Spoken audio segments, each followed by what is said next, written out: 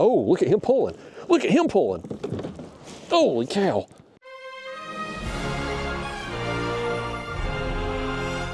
Hi y'all, I am back home from Alabama. Had a fun, successful trip down there. Caught some fish, got some nice fish, won a little money in the tournament.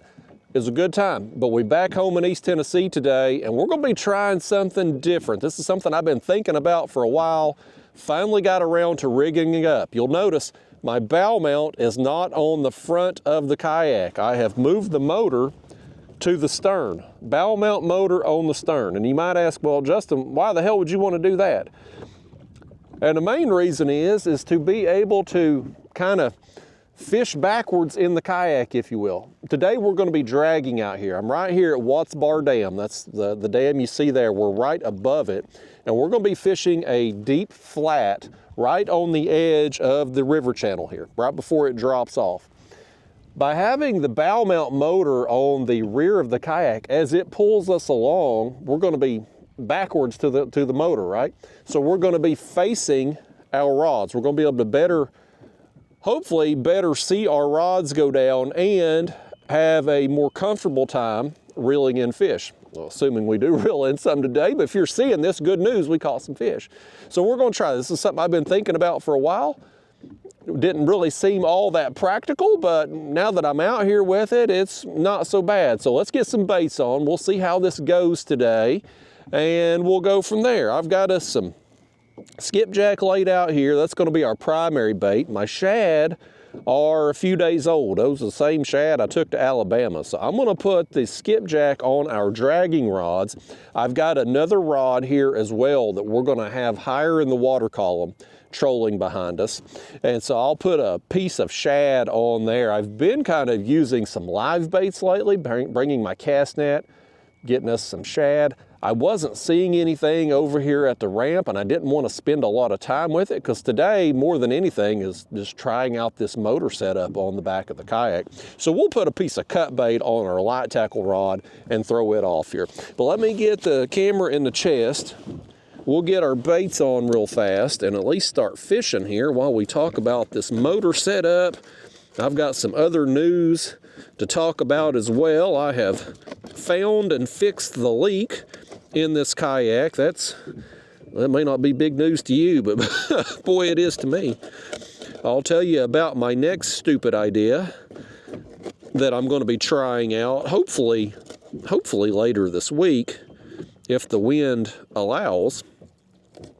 And we'll hopefully catch us some fish today too on top of that. I'm optimistic that today will go well. We've been catching some fish kind of main channel out on the edges of these flats. It has been a productive technique for me lately, not only here in Tennessee, but down there in Alabama. Won me some money too.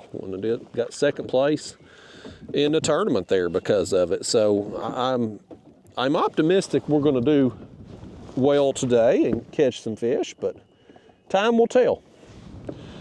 We ain't gonna catch a diddly poo until we get these baits on there though. So let's do that. I'm gonna bait up the light tackle one first.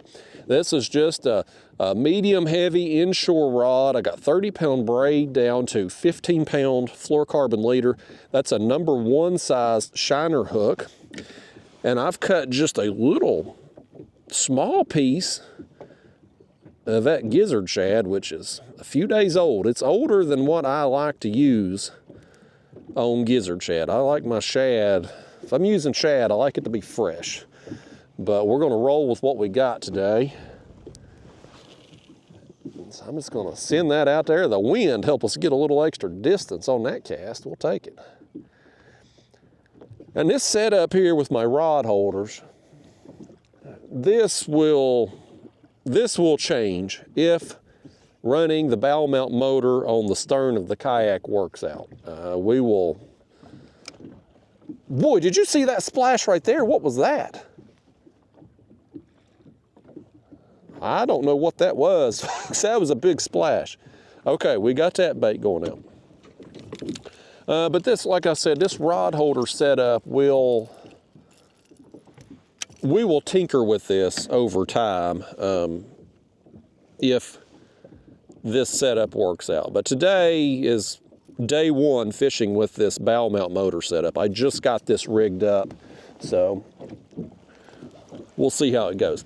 So here's this bait. Now this is the skipjack head on our dragging rig, which is a 10-aught size circle hook, 80-pound monofilament leader. Just above the hook, we've got a float and rattle setup, which leads up to an inline dragging sinker, up to 40-pound mainline on my Signature Series Golly Whopper rod.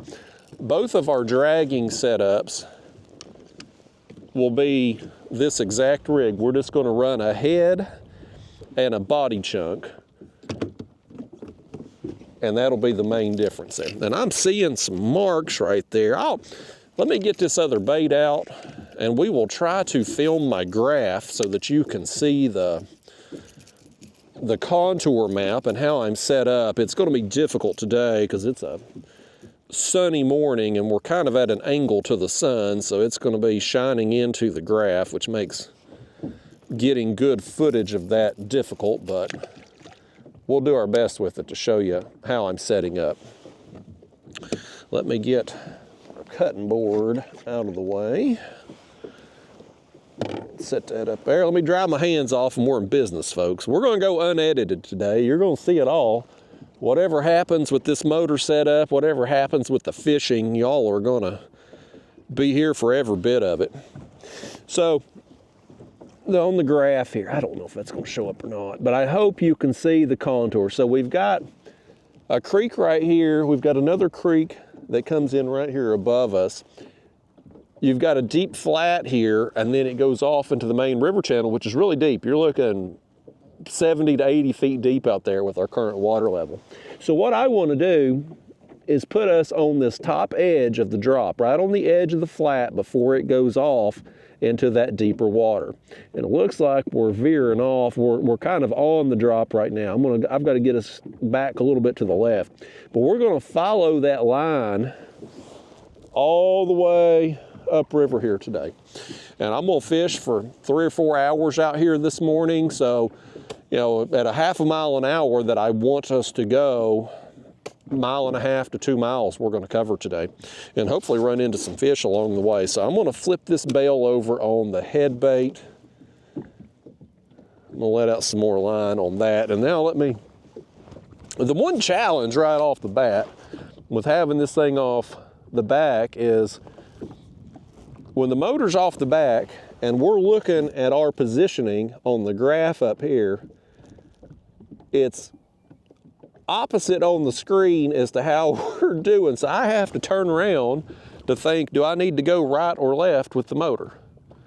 I need to move us to the left, but in my mind, when I'm facing backwards and it's, look, my brain ain't working right today, folks. It took me 6 tries on Wordle this morning to get it. And thankfully I got it. It didn't break my streak, but I play Wordle every morning.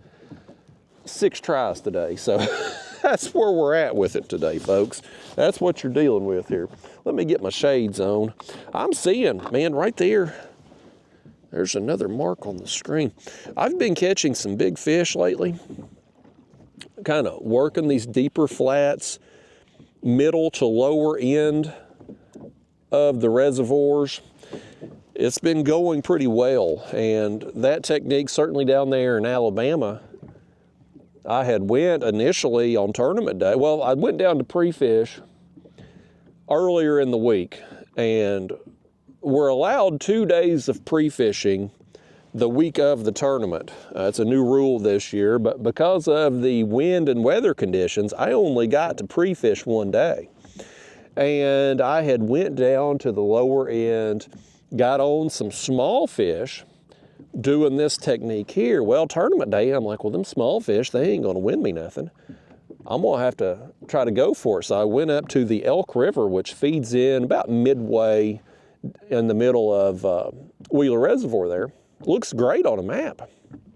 And I fished there about 3 hours, 3.5 hours, and didn't have a bite, man. Didn't have a sniff at the bait. And I was like, I got to make a change. So let me just go to where I was at least catching some fish.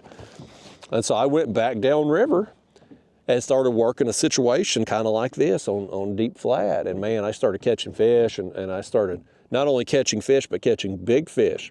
And I very quickly made up some ground in the tournament. Our leaderboard is live, so you can kind of see where you're at on the scoreboard at all times. And I went from dead last to first place in the blink of an eye, and I ended up getting beat.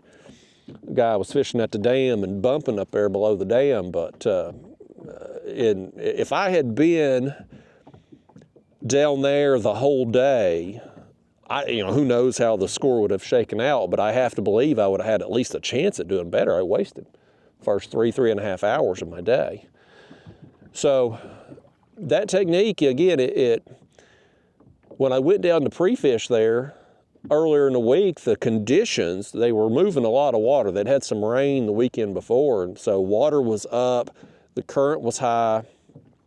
Come tournament day, the current flow had been reduced, water levels were falling, and I think them big fish they had come out and were actively feeding again, and I'm having trouble letting line out. Let me reduce there we go. I think I had my tension knob a little too tight. It must have got bumped in the truck on the way over here.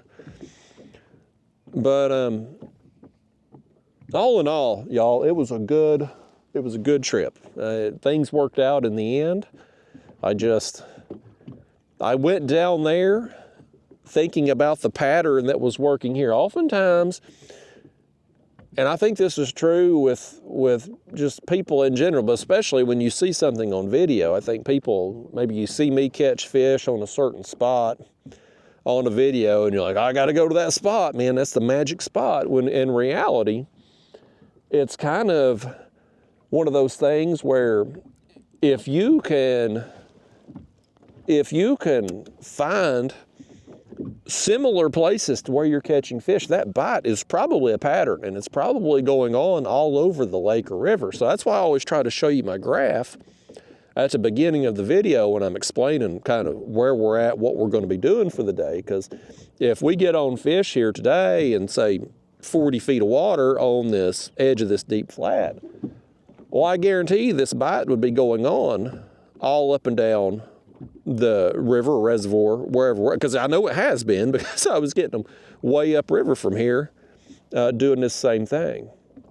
But, I took that knowledge down there to Alabama, and, it paid off down there too. I mean, it's all, the Tennessee River, which is what I'm on today here, I'm on the Wattsboro Reservoir of it. It varies greatly, reservoir to reservoir, but it's still the same river system. And so if you get on a bite on one reservoir, there's a good chance you might be able to replicate that on another one.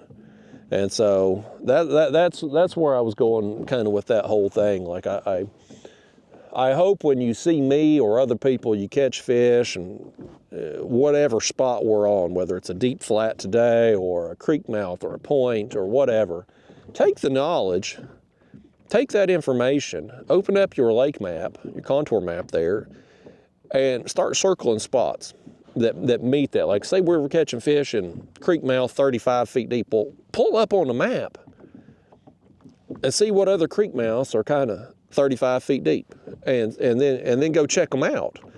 And again, you'll be surprised that, like, man, it's oftentimes not a magic spot. I mean, if you get on a bite somewhere, say a deep point that's 50 feet deep, you find you 10 more points that kind of meet that look the same, 7 or 8 of them will have that same bite going oftentimes. Now, certain points might have bigger fish than others, but you'll be getting bit because it's just whatever it is about that type of structure and those water conditions, those weather conditions, it just makes it right for those fish, and it makes it right for them all over the lake or river. So hopefully things today are going to go like they have been. And again, if you're seeing this video, it's a good sign that at some point up through here, we got on some fish. And it'll vary. Now, let me tell you, just because we've been on a bite lately on this type of structure, it don't mean it's on all the time. Like we may cover a mile or more of this without a bite, and then boom, just get on fish. Like, they're gonna roam, they're gonna move, they're gonna work up and down these structures. And it's like when you're ledge fishing, or like today, I mean, well, we're ledge fishing today is what we're doing. We're just on the top of the ledge, whereas most of the time you see me working the bottom. I normally like the deepest break line of ledges where I normally spend most of my time, but we're working the top today. But oftentimes you have to go long distances without getting a bite because the fish, they're just not there at that time. And it don't necessarily mean that you shouldn't ever go through that same area that you went through that was devoid of fish. You shouldn't ever go there again. No, it just means they weren't there at that present time. It's a good chance that fish that are in this area, if you figure that home for them is either somewhere out in the mud on this deep flat or out in the old river channel itself, if that is home for them, then they're going to work into this creek and the other creek and around on this flat to feed. So wherever the bait is on a given day, and I don't know down here, I don't know if the bait is out here on these flats or if it's back in the creeks. I don't really know. This time of year right now, we're going through, we're getting into spring now, right? So like afternoon temperatures are good and warm. We're having, I think today's going to be mid 60s. I think tomorrow's going to be in the 70s for the afternoon temperatures. But in the mornings, as I waited a little later to come out here today because I think it was like 39, 40 degrees this morning there, bottom or lowest temperature. So the temperature swings, these backwater creek areas are getting heated up during midday afternoon hours when that sun's beating down on the darker bottom there in the shallow water, and it pulls those bait fish up. Then at night, it cools off and it brings that bait back out oftentimes. So depending on the nighttime temps and how much sun you got the day before and the type of bottom composition in the area you're fishing, bait could be a variety of places. But these fish, man, these predator fish, your catfish, your bass, etc., they're going to follow that bait. Where the bait is, you're going to have some cats and other predator fish nearby. So in these situations like today where we're working this flat and bait could be anywhere around up through here, we're just gonna troll, cover water. I've got our speed set 1/2 mile an hour. Water temps out here 56 degrees, so a little bit warmer down there in Alabama, which I would expect because it's more south than us. Climate's a little bit different. It's about, from my house down to Wheeler, where our tournament was, about 4 hours. Well, it's not a terrible drive, but it's far enough south that the climate is just a little bit different. The bites, the transition of fish and stuff, like you're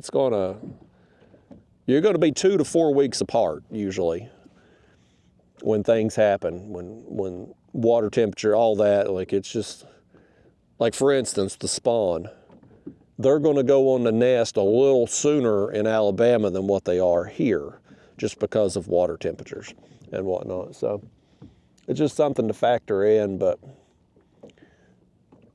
paying attention to the patterns and not getting hung up on magic spots. And I'm guilty of it myself. I'm guilty of it. Like if I get on a good bite today, then my natural inclination is to go back and hit that same spot tomorrow. Keep hitting it until it quits. Sometimes that pays off. Sometimes it don't. I can't tell you how many times I've tore them up one day, went back the next, and them fish are long gone. But other times, man, I'll tell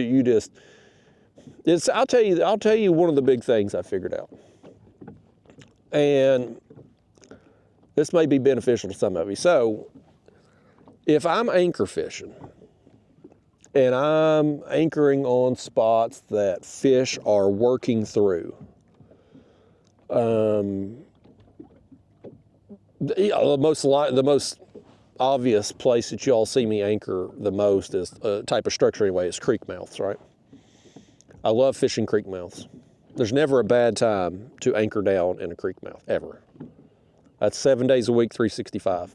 But let's say we were anchoring in this creek mouth today and we got on a bite. And we come back out tomorrow, weather conditions are comparable, water conditions are comparable.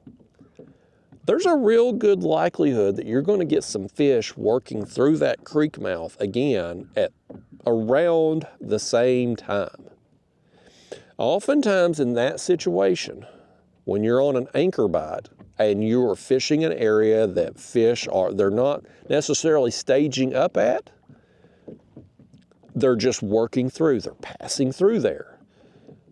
If you get on that kind of bite, it will oftentimes keep going around the same time period until such a time that something changes, whether it's weather, barometric pressure, water conditions change. Maybe you get a ton of rain, the current flow picks something. Something's got to change, but until it does, you'll oftentimes be able to keep going and just pound them fish. They'll just keep working through same time. Where the bite kind of changes is, let's just say, again, for example, we get out here, we're working this flat like we're doing today, and we get on a good bite out here this morning. And we come back out here tomorrow, weather's the same, water conditions are the same. You would think, based on what I just said about the anchor spot, that we should expect to get on comparable fish around the same time period. Again, right? Because everything stayed the same. Well, that's where it usually varies for me. While the anchor bite can be a little bit more predictable, when you're out trolling or drifting or just covering water, when you're on the move, you're oftentimes catching fish that are on the move. And so those fish today, whatever we say we catch them, 30 minutes from now, and you look at the clock, be like, okay, well, tomorrow they're going to be feeding at such and such time. I don't know that necessarily translates, because we're kind of just, them fish are out roaming around and we just happen to put a bait in front of them at that time, so they ate. It's hard to replicate that day to day, I guess is what I'm getting, because those fish, since we caught them while they're out roaming, it's hard. We don't know where they're going to be roaming at the next day around that time period. So that's less predictable than, say, an anchor bite where you may be fishing the same spot for several hours. If you get fish working through, say, around 10 a.m. and you go back the next day, well, there's a good chance between 9 and 11, you're going to get bit there again as they work back through there again, where it's just a little bit more difficult to predict when you're out kind of in open water, kind of just in catching fish in transition. But with that said, if you find fish in a general area, there's a good chance they're still there, like they'll still be there. But you just may have to move more. You may have to cover more water and find them. We may find them right here on this spot today, and then if we came back out tomorrow, they might be a mile, 2 miles upriver, or in one of these creeks or something. You just got to look around, get on the move, see what you can find. The good thing, there's pros and cons to each method. Like, just my own personal preference. Those of you my regular fishing buddies here that join me on these videos, I love suspend fishing. If you told me I could only do one catfishing technique the rest of my life, it's all I was allowed to do, it would be anchor fishing or spot locking and suspend fishing. Because that's the most fun way to catch fish. But there's pros and cons to each. When you're anchor fishing,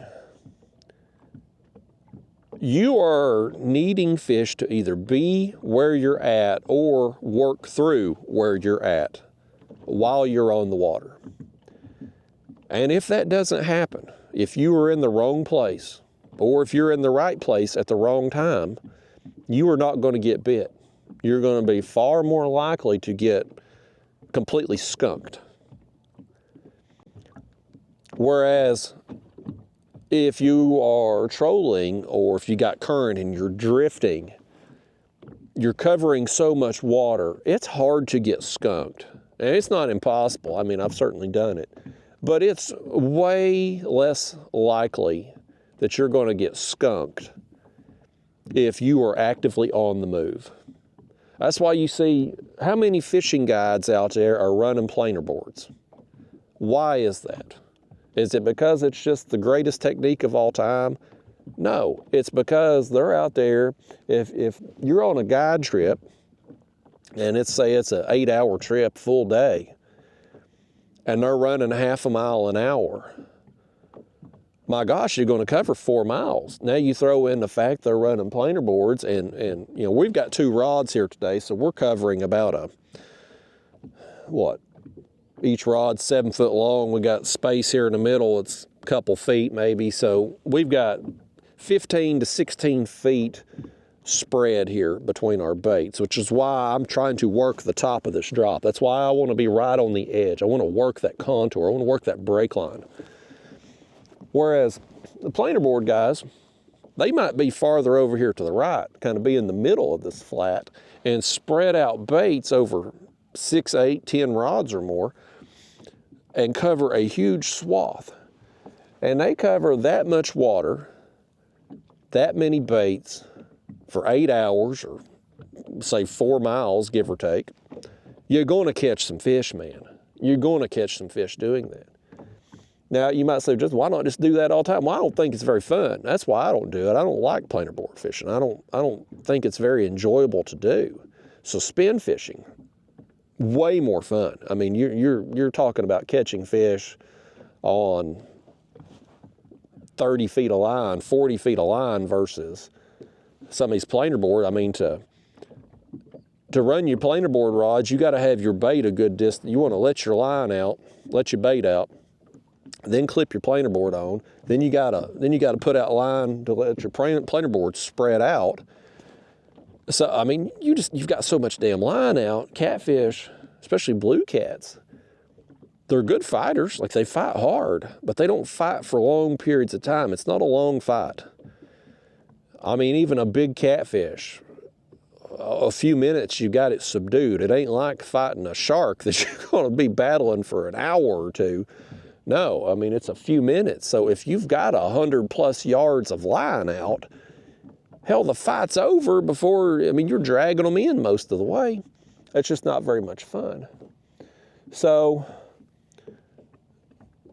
the pluses and minuses is the pros and the cons. If you are doing this type of technique where you're dragging, you're covering water, you're on the move, you're far less likely to get skunked. You're going to catch something. That's why, again, it's why you see all these fishing guides doing this technique, because they need to put their clients on some fish, right? Like, that's goal number 1, catch fish. So you see them do that all the time.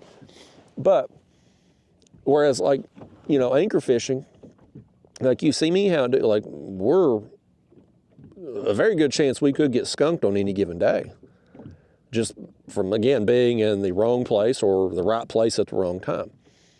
But the positives for anchor fishing is when you are in the right place at the right time and you've got active fish that are ready to feed, they're working through, man, the bite can be on, and and those battles way more intense on the shorter line. I mean, that's what I love about not only suspend fishing, but suspend fishing in a kayak. That's what I love. That's what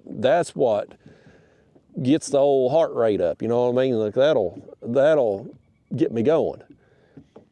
So it's a trade-off no matter what you do, is what I'm getting at. But the main thing is, I got to get us lined up here, folks. I've got us veering off course here. We've got to get us over here on this. Well, if you're only going to fish 2 rods, like we're doing here, you have got to be precise with how you're running things. And I want to have us on this top break line. I want to have us on the edge Now, in the event, if we get up here, I'm planning on running this whole thing today. Just the whole time we're out here working this flat. But let's say we don't get bit between this creek and the next one. I may turn us. I'll let y'all decide. Hell, y'all my fishing buddy. We may turn and go down that creek, that next creek up there. Because I have seen more bird activity flying around back in this creek, whereas the birds out here in a channel just kind of laying on the water. They're actively flying around and swooping down back there in the back of that creek.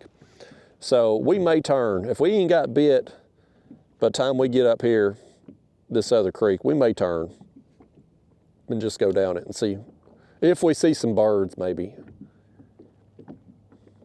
We'll see. Game time decision when we get up here. I'm seeing some stuff out here, like we're coming across, looks like some bait that we're going across now. It's about 30 feet deep. We're 37 feet deep where we're at.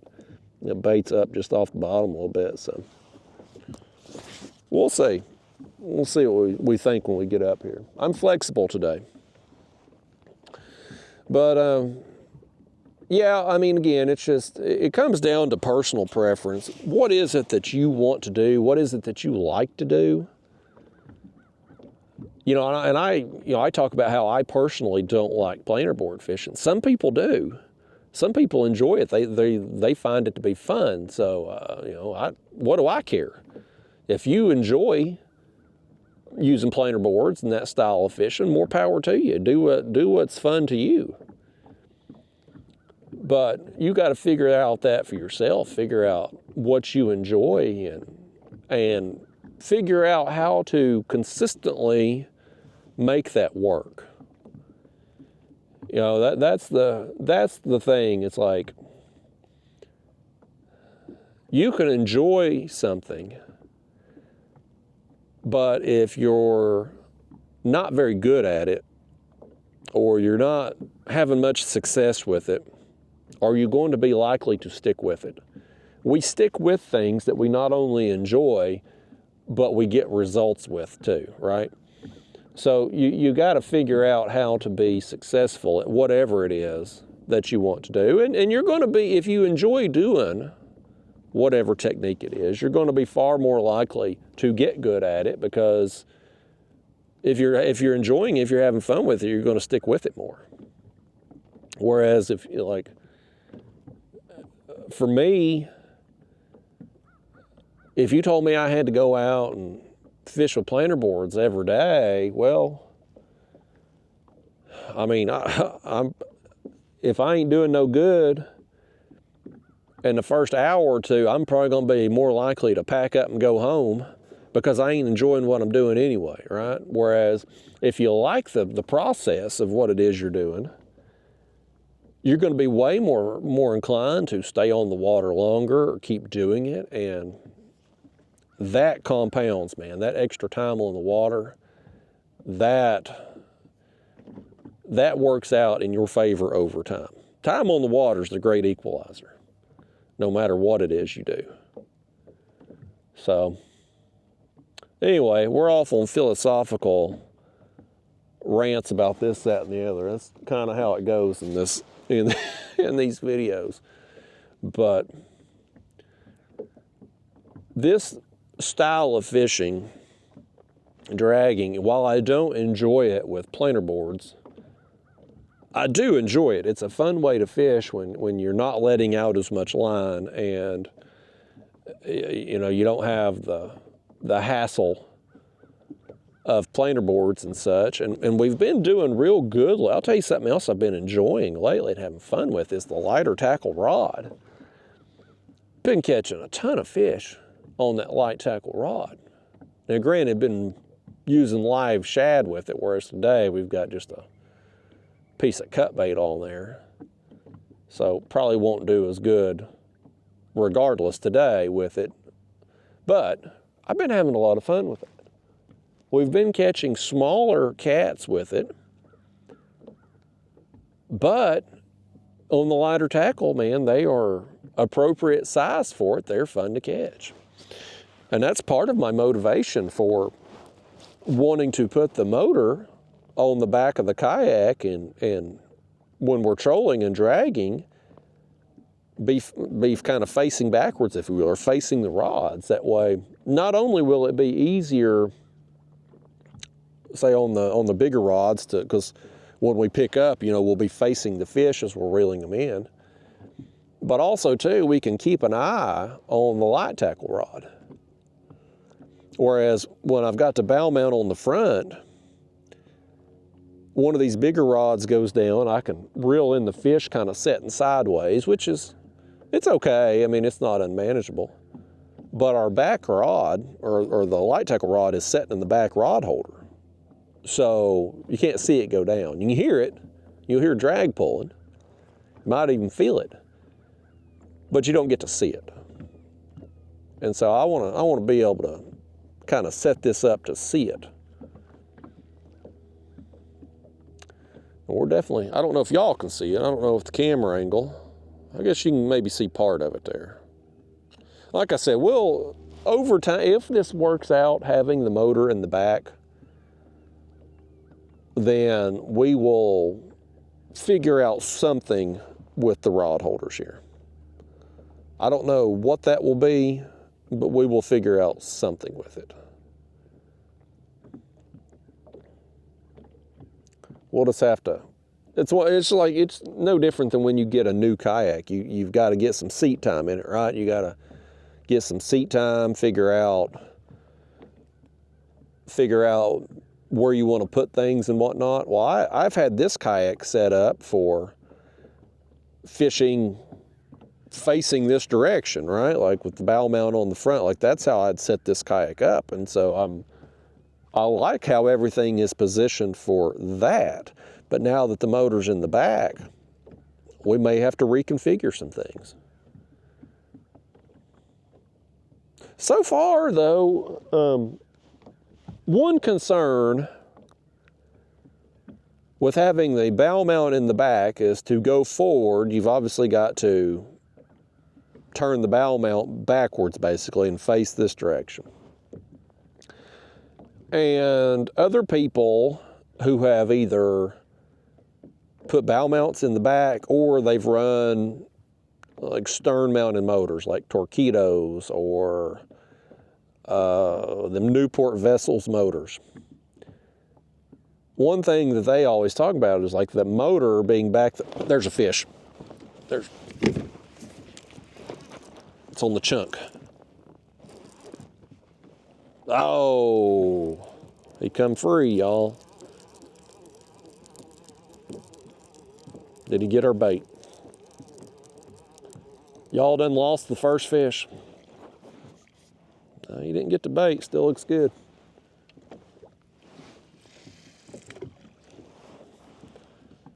All right, y'all done botched the first one. At least we had a bite though. Let some line out on that and try again.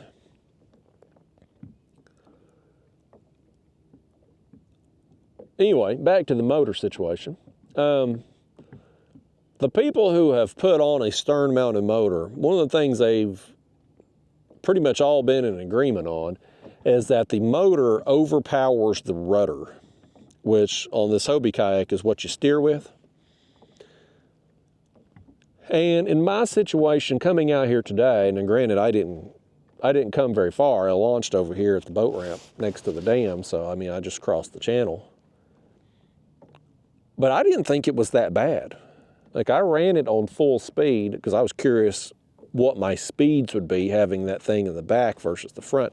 Having it in the front with my battery in the front hatch, keeping the weight forward in this kayak, you get some extra speed. And you can run in calm conditions, you can run about 4.7 top speed in this thing.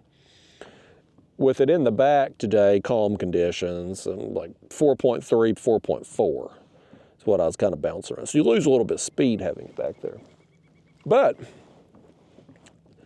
pros and cons again, one of the issues I have had with this setup is having all that weight on the front of this kayak.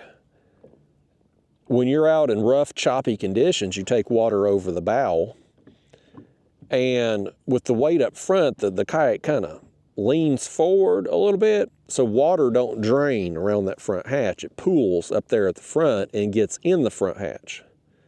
I've had days I've took on a lot of water. It's been a real problem. Now I have added another, I got some, what do you call that stuff? Weather seal, weather stripping, it's for like cars, car doors and stuff. It's got 3M glue or sticky stuff on one side, and it's a flexible rubber, like you make a gasket with, I guess. I have lined that around the top edge on the inside of that hatch, because from the factory, the Hobie only has on the bottom edge, and so it don't make a real tight seal. And so if you've got water pooled up there, it just ends up in the hatch. So far, you know, I had the bow mount, or I had the motor on the bow down there in Alabama, got into some rough water toward the end of tournament day. The hatch was dry. I didn't take any water inside, so that's a good thing. Seems to be working out. But having the motor in the back, the front sets a little higher now, like it's supposed to, and so if we did take on water over, one, we're going to take on less water over the bow because it's going to set higher, but two, when it does come over the top, it's going to drain around the edge and down into the pedal drive slot. So that's a good thing there. So, I mean, so far, I wasn't discouraged by the steering. I thought it did fine. I mean, you do lose some maneuverability, certainly, because the motor does overpower the rudder, but it wasn't terrible. Like, you can still steer. You're not going to make as tight of turns with just the rudder alone, but you can turn the motor with it if you need to make a tighter turn. So I didn't think it was awful. One thing I have noticed just sitting here as we've been working along, the kayak's a little bit more noisy with water hitting the back. When you got the motor on the front, or if we had the motor on the back and we're going forward, we're going this way, these kayaks are designed to kind of cut through the water, right? Like the hull design, like they're tight, and they make like a triangle, and they flare out, so it kind of sheds the water. On the back of these kayaks are kind of just more or less designed for stability. So with us pulling the back end of the kayak forward, that water splashing there up under the hull, it's a little bit more noticeable. Like the wind is fairly calm right now, so it's not bad, but like when it was blowing there a few minutes ago, you could hear like kaplunk, kaplunk, kaplunk. My microphone, I got the fancy pants microphone on today, so I don't know how noticeable it's going to be for you, but it's something it's definitely noticeable for me. And stuff like that drives me insane. So some days that may be an issue, but I've got I didn't have to take my motor mount off the front. I'd gotten another motor mount for the back, and I've had it a while. I had talked myself out of trying it. So we could, in theory, one day fish the motor off the back, the next day fish the motor off the front. Just switch them out, back and forth. Or we may end up doing that, depending on what we're doing, how we're fishing on a particular day. But so far, so good with it. That was my reasoning I had two reasons for wanting to switch kayaks there. I tried out the Bonafide XTR a few months ago because of the ability to fish forwards or backwards off the kayak.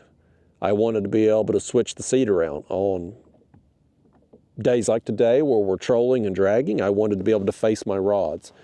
On days where we are spot locked and suspend fishing, I wanted to be able to have my back to the wind. You know, if that motor's turning you into the wind and that wind is cold, let's say it's a winter day, it's way more comfortable to have it blowing into your back than it is to your face. Like you get less cold that way. So I definitely wanted that option, that ability to do that. And like I mentioned there, I've had trouble with this kayak taking on water inside the hull because of getting water over the bow. And I was looking around to switch. I tried that Bonafide XTR. When I got to leak in this kayak, I borrowed my friend Daniel, the owner of Catfish Sumo. I borrowed his new canoe. I went out and tried it out. I did one of my channel members' videos was in that kayak and tried it out, but I really didn't like it either. The new canoes are just, I'm gonna piss off their fanboys, but new canoes are just garbage kayaks. They're just poor quality. The plastic is so thin. As much as I fish, you know, if those kayaks are fine for the weekend warriors, those people that are fishing a couple days a week, you know, less than, 50, 75 days a year, those kayaks are fine for those people. But for somebody like me who is on the water way more than that, I'm fortunate I get to do this full time for a living. So for somebody like me who is on the water a lot more and will oftentimes hit multiple boat ramps in a day, like maybe we fished this morning and then this afternoon we make a bait run or something like that. Like I'm pounding the keel into these concrete boat ramps and dragging these kayaks up on the concrete and the asphalt a lot. And even this Hobie, which this is a 2017 model, and that was back when Hobie was making pretty good quality kayaks. The keel, it wears down running up plastic and concrete.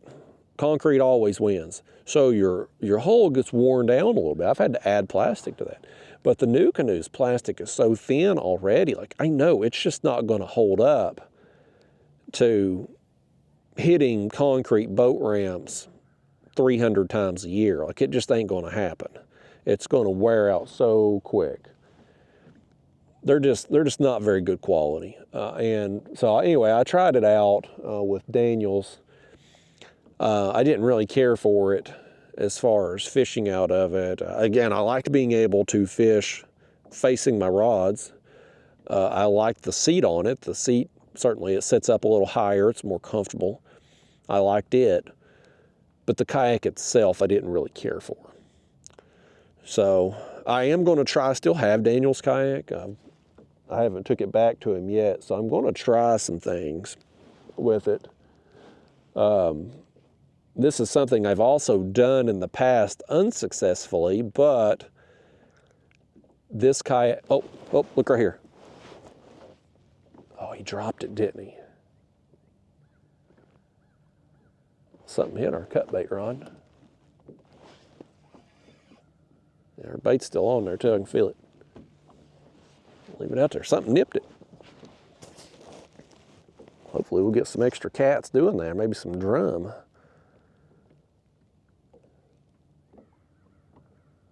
He hit it and let it go. But I've still got Daniel's kayak, and I'm going to try one more thing with it for sure, is to, my channel members will probably remember this, not this past winter, but the winter before,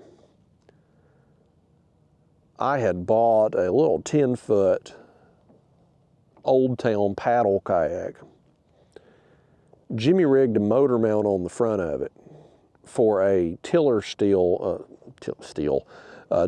steer stern mount motor that could be put on the bow. And what I wanted to do with that was to put my live scope which I've taken off this kayak, I wanted to be able to put it on the front of the kayak connected to the motor and steer the motor with the live scope at the same time and be able to hopefully follow fish. And unfortunately, that setup didn't really work out too well. I had put too much weight on the front of that kayak and it just couldn't support it. And I know you might be saying, well, Justin, why don't you just do that with this kayak? Well, I can't, because the seat to the front of this kayak is so far away. Getting the tiller steer motor handle all the way back here, it's too far a distance. I'd like to ideally be closer to the motor. So one of the things I'm going to try with Daniel's new canoe before I take it back to him is try that same setup, but put the live scope transducer back on that tiller steer motor, but put it on the back of the kayak and see how I can do, like have the, it's going to be hard to explain without you visually seeing it. But imagine the back of the kayak, tiller steer motor clamped onto it, right? We will have the live scope transducer facing the opposite way. So we'll use the tiller steer motor transportation, get where we're going. Once we get there, we will then use the motor in reverse to move around and navigate, steering the motor and looking with the live scope. In theory, that's what I'm thinking. Will it be practical? I don't know. Again, with the Old Town, the 10-foot kayak I had bought to try it out there a couple winters ago, I had too much weight on the front, so the back end of the kayak was kind of setting up a little bit, and it didn't track well. I wasn't able to follow fish like I wanted to do because I just couldn't, it didn't track. I'm thinking with the new canoe being a little bit bigger platform, it may possibly work out. The other thing I could do with it is add the bow mount to the front of the new canoe. That would give it more weight up there. You could also drop the bow mount motor down into the water, which would kind of act as like a rudder or a skeg, if you will, and hopefully help it track better as well. So I definitely want to try it. I'm hopefully going to try that at some point this week, weather permitting. We're in this time of year in the spring where, like today, for instance, we're out here in the morning and wind conditions are fine. By afternoon, it'll be blowing a hurricane out here. It's just like that every day. We got something hitting our right rod over here. He nipped it. I think we're going to work back in this creek, folks. I think we're going to. I've not seen enough out here. We've seen a few marks on the screen. I've not seen a lot of bait out here. That's what I want to see. I want to see the bait. If the bait's here, I know fish are nearby. I've not seen a lot of bait. Meanwhile, I've been watching them birds over in that creek. I think I want to work back in this other creek here. We're going to go we're coming up on this old submerged bridge. There's a road bed. I think we're going to just follow that road bed back in there. Call an audible. Get off this flat and work into the creek. Like I said, I've been doing well with this, but we've been at this now, what? Almost an hour. So we've had a couple bites. No solid hookups. So I'm gonna turn us in the creek and see what happens. We'll work down this creek and see if we can at least find some bait should be some bait. If the bait's not out here, it should be in the creeks. But yeah, I definitely, though, the live scope, I mean, I've had a love-hate with it. When I'm seeing fish and I'm catching fish regularly with it, it's fun. It's a lot of fun. When I'm just going around looking and I'm not seeing anything to even throw at, I'm just staring at a screen, I get tired of it real fast. Like, I need action to be able to make myself do it. Now, when you're catching fish with it, when you're seeing fish and you're tossing a jig out and you watch that thing fall and the fish come up to it and bam, it hits it, that's awesome. That is an adrenaline rush. But when that's happening once every hour, hour and a half, like, it gets old very, very quickly. And so I ended up, like, I had it on this kayak for like 2 years. And when I would be out just doing normal catfishing, like we're doing here today, just dragging, like, I'd have it on. I'd be watching the screen, but it was kind of a novelty thing. I wasn't really using it like it was intended.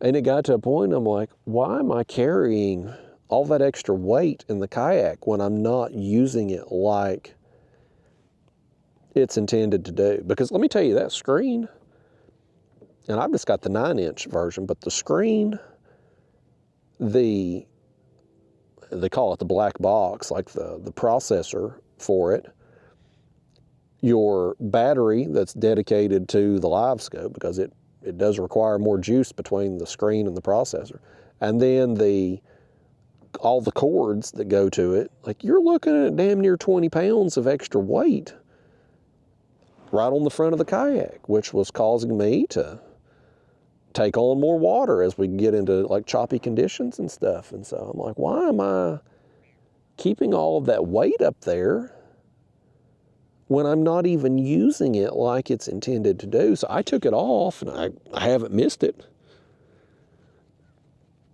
But I didn't want to sell it. I didn't want to, like, get rid of it, because I do have hope and optimism for it that one day somebody will figure out how to consistently go out and catch catfish with it. I've done it. We're going to catch catfish right here. Nope. He let go.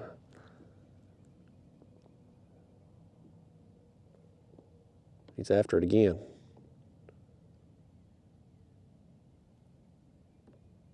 He hit it twice. I wish one of them hurry up and bite. I'm ready to reel something in. I know y'all are.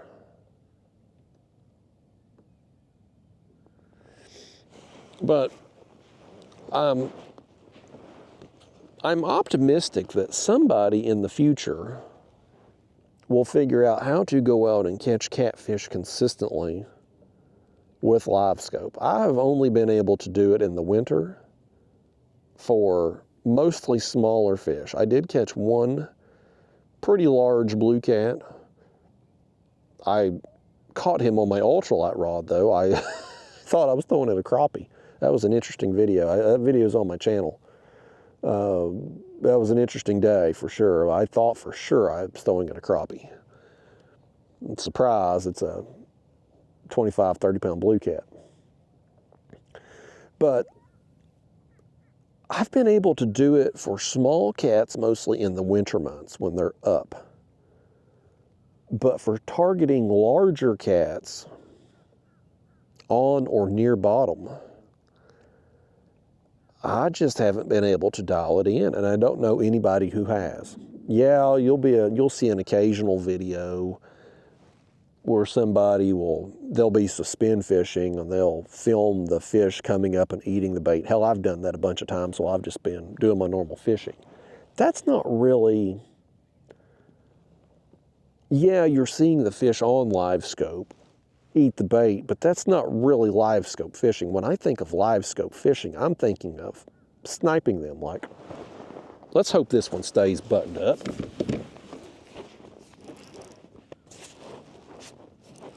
He's on there, buddy. We got him.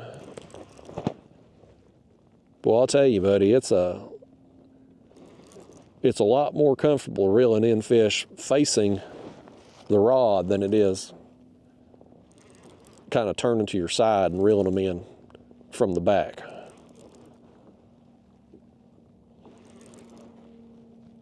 I do like this aspect of it.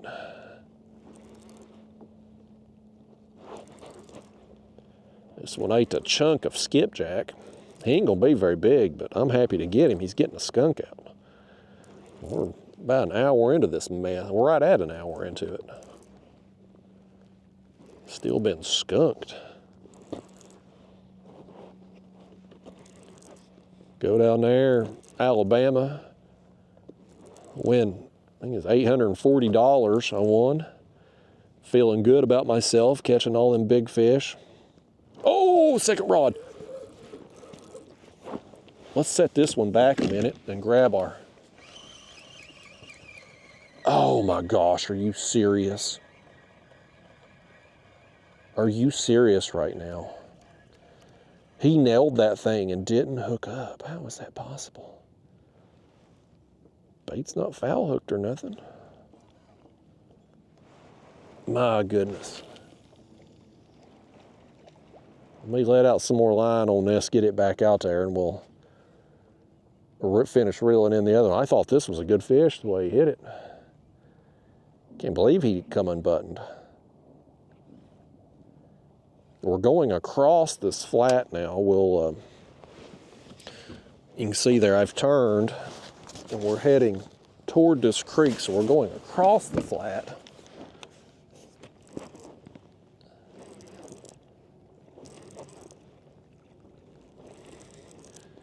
Yeah, it's a tiny fish right here, but he's a skunk buster, man. We out here to catch fish, not skunks today, so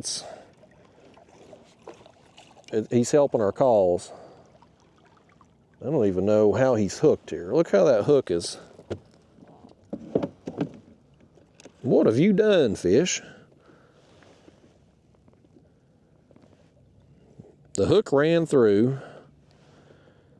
Hook the bait again. You've really done it this time, fish. He run that hook, somehow run it completely through.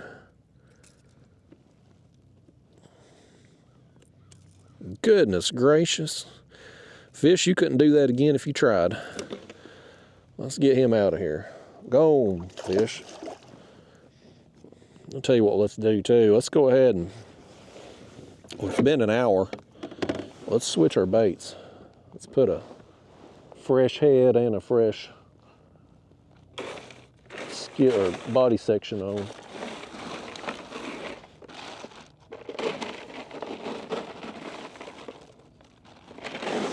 If I can find them. There we go. We got to be a little bit conservative today with bait. I mean, I've got my leftovers from Alabama, but they're a little bit old at this point. I don't have a great deal of confidence in them. The skipjack, though, has been eluding me lately. I didn't take any skipjack to Alabama with me. Couldn't catch any.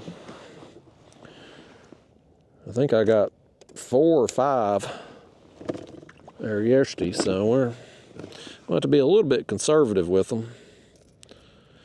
But the rate we're going right here, though, it won't be a problem to be conservative. Only getting 1 bite an hour right now.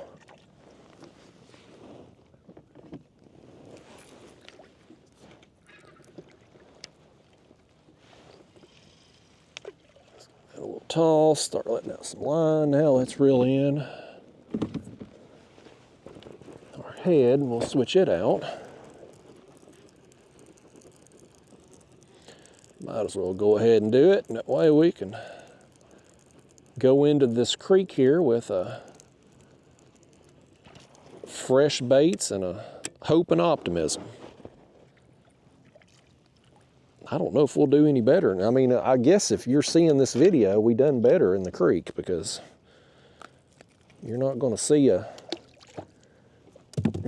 this video ain't going to see the light of day if we just caught one small fish.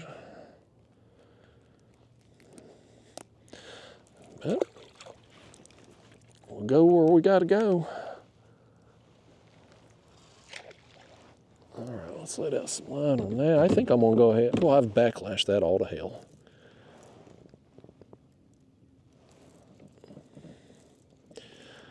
Just tossing that bait out there and backlashed at something terrible. There we go. I'm going to go ahead and get us another bait for that light tackle rod too.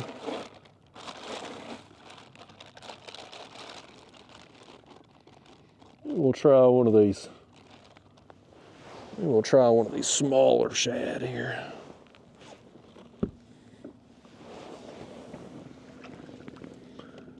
A little thread fin. We'll cut some slits in him. I may just run him whole. He's bleeding a little bit there. Whatever hit that light tackle rod just smoked it, man. We'll go ahead and flip that over, I guess. That line there going out.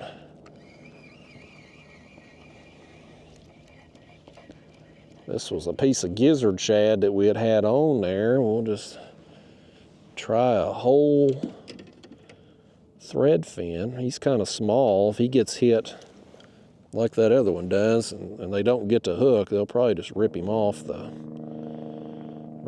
hook. I'd like to have us some live shad today. I just didn't see any around the ramp there. I didn't want to spend a bunch of time trying to find shad because we had skipjack, and I really wanted to get out here and try this motor today. That's goal number one today, is trying this thing out and putting it through the paces. I'm seeing more fish, buddy. As we're making our way across this flat in front of this creek, I'm seeing a lot more stuff. Not only from like bait that's up in the water column, but also like marks like that down below.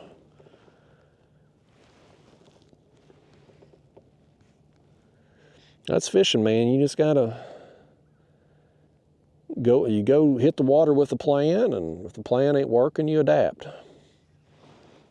It's possible we keep working upriver here on this flat. We eventually get on them, but I mean, I kept seeing them birds in the other creek, and I'm like, maybe that's where the bait is. That's where the bait is. That's probably where the cats are. All right, let's flip that over there now. Dry my hands off, and I think we're in business. We got every bait pulling now. This setup here with having our dragging rigs going off each side and the light tackle rod going straight off, and it being higher in the water column, it makes for less tangles. I wouldn't want to run a third rod on bottom right here. I don't think that would. I mean, we could certainly do it, but it would be more tangles for sure.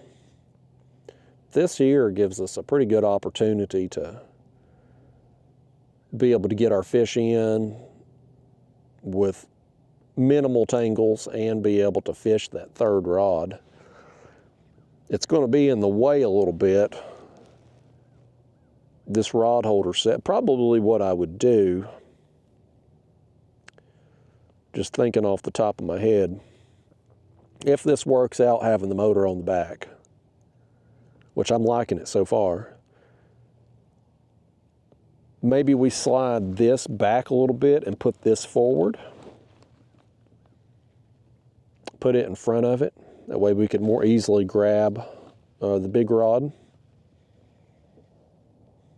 It's also possible too, we could lay something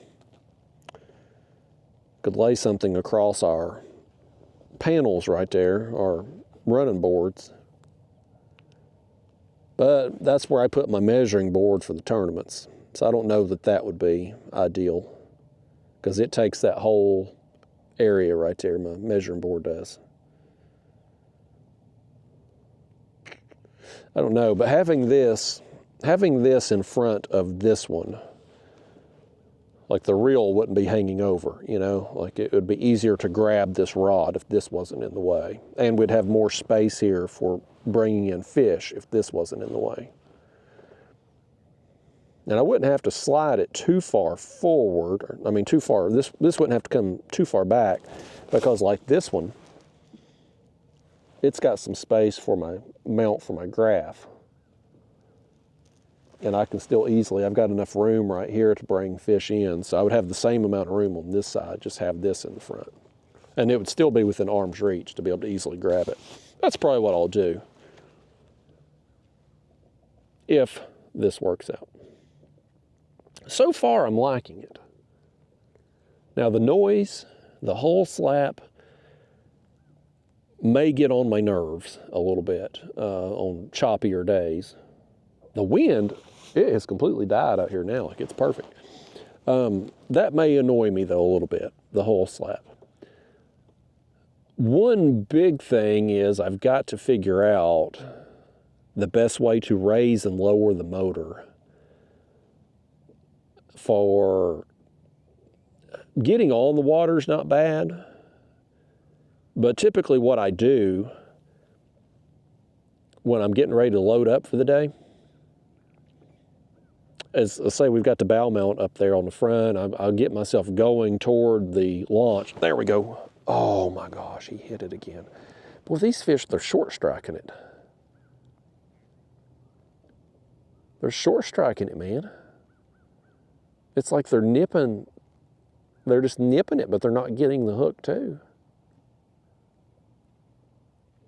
Those hooks are sharp as all get out. It ain't a problem with the hook, I can guarantee you that. Let me just make sure he didn't rip it off. Can't tell if that one's on there or not.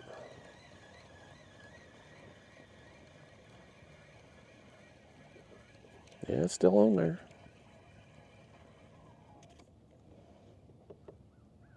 They just nipping the damn thing.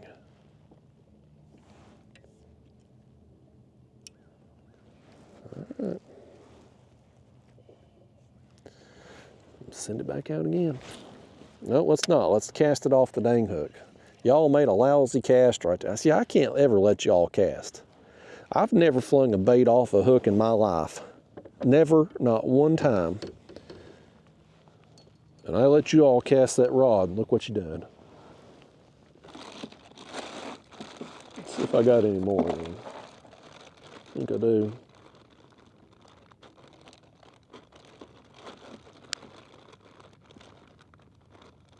Get hold of it.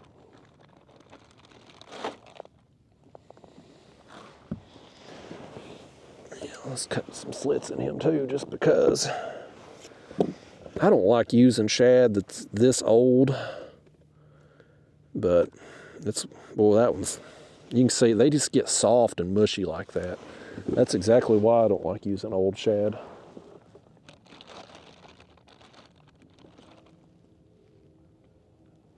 This one's a little better quality.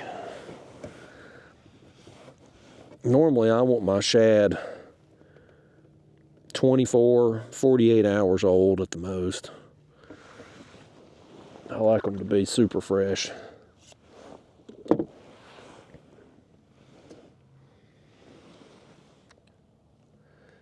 But we do have these here, so we might as well throw them out there. They're getting hit.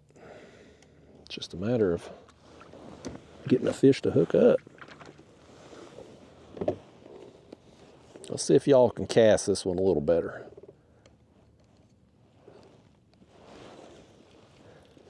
There we go. Now y'all are doing something. I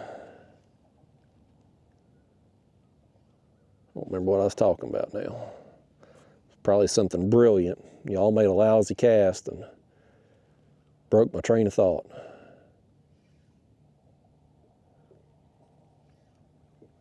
I think I was talking about the motor. Oh, yeah, so like when we load up today, what I would typically do with the bow mount is I'd get us some speed going toward the boat ramp. And as we got close, I would raise my motor up and then use my rudder to just kind of steer toward the boat ramp. And when I got close, I would turn. That way I didn't just plow into it full speed. I kind of hit it from the side and hop out. That's what I like to do. Having the motor in the back is going to make that difficult because I'm going to need to raise that motor before I come up. And I'm going to have to turn around to do that. We'll figure out something. We'll figure out a way.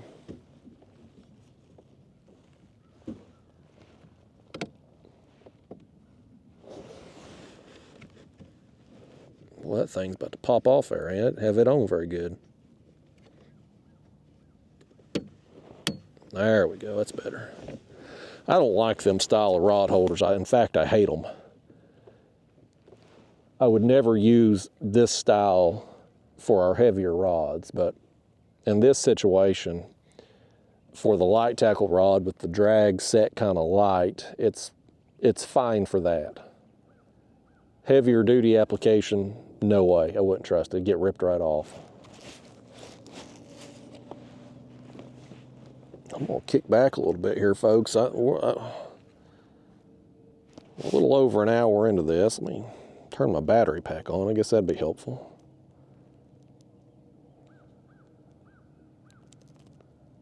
Maybe turn it on. Is my battery pack charged? Boy, we're really having problems here, folks. If we ain't got, let me see what this thing's doing. It says it's charged. It just ain't wanting to charge the battery. It's always something with technology, folks. Always something. Let me try it again one more time here. I guess I'm gonna have to turn the camera off and turn it back on. Bear with me a second. Okay, we're back in business here, folks. Back in business. Had to switch out the battery. Had to wait for the microphone to reconnect, but we're back in the game now. Seeing more fish though here as we come closer into this creek. Some bigger marks on bottom, middle of the water column. You can see where we're at here. About to go in. We'll just work our way back in there a spell. See what happens. Yeah, so anyway, between the fish, throwing the bait off, and battery problems here, well, he ain't ever going to finish what I was trying to say. But stowing and deploying the motor from the back will be our biggest challenge. I think it's going to steer good enough based on what I seen this morning to be fine for just running spot to spot. I could see it being a problem for like a bass fisherman who was needing to make more, if they were just running one motor in the back and needing to make more precise movements. I could definitely see that being a problem for steering. But for what we need it for catfishing, just running spot to spot and then using the motor once we get there, I think it steers just fine for what we need. Even if we were making a bait run and we were trolling for bait, I still think it'd be okay. Because, I mean, maybe if we were back in like a backwater creek and it was real tight area we had to maneuver through, it might be a bit of a problem. But most of the places I get bait, bigger creeks, below the dams, out in the open water channels and stuff, like I think it'd be okay. Netting shad might be a bit of a challenge with it back there. But if I was going out to net shad, I could just stick the motor on the front for that time.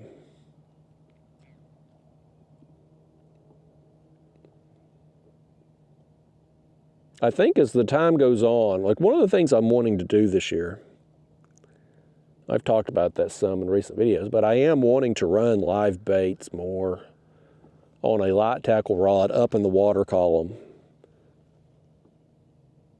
as we fish this year. And not just like when we're doing this, dragging, but also too, like if say we're suspend fishing in a creek mouth, have our normal baits near bottom, but throw another one out. Let that live bait swim around up near the surface. I kind of want to try that and see how it does for us over the course of the year. But to do that, we're going to have to net us some bait, and it'll be easier once it gets a little warmer and there are shad in the shallows more frequently.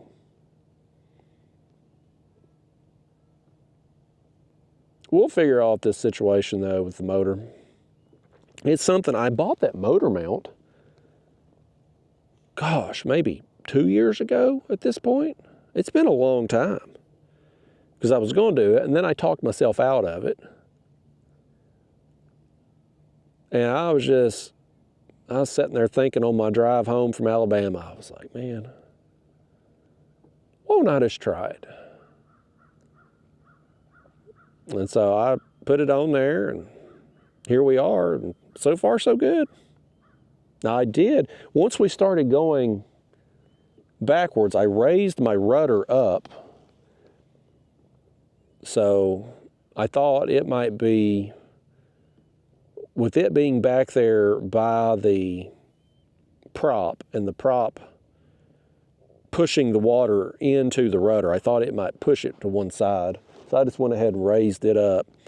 I did bring a drift sock today, which we're not going to need it, I don't think, right now. But let's say the wind was kicking up, we could throw the drift sock off and kind of keep us in a line, keep from getting swung around as much. Which even the drift sock would be more manageable with this setup because we could see where the drift sock was at, so when we're reeling in fish, we could kind of more easily steer them around the drift sock, since it would be kind of right out there in front of us too. And the other thing, as far as retrieving the drift sock, when it's time to bring it in, you'd be pulling it towards you versus having to turn around sideways in the kayak and trying to get it that way. So I'm telling you, there's a lot of advantages to having the bow mount motor in the back. If we just figure out the best way to stow and deploy it and figure out a way to not get drove insane by the hull slap on choppy days, this may work out. I've had dumber ideas, folks. I've tried a lot of things in the, I don't know how many years I've been kayak fishing now. 2000, I got my first kayak 2008, 2025 now. Struggling to do the math on that. 17 years. That's a long time. It's a long time to do anything. 17 years. It's hard to believe how far kayak fishing has come in that time too. I think back to my first kayak was a Field and Stream, I think it was a Eagle Talon or Talon, Field and Stream Talon. It's a sit-inside kayak. Total piece of crap kayak, man, but I got it on sale. Dick's Sporting Goods. And it was a sit inside. It had this, it didn't even have a real seat. It had like a little foam pad, if you will. He's basically sitting flat in the bottom of the kayak. Very unstable, very poor quality, very uncomfortable. But I rigged me some rod holders to that thing, and I went out there, and got pulled around by some catfish, and I was having a good time. And then I upgraded. That thing was so uncomfortable.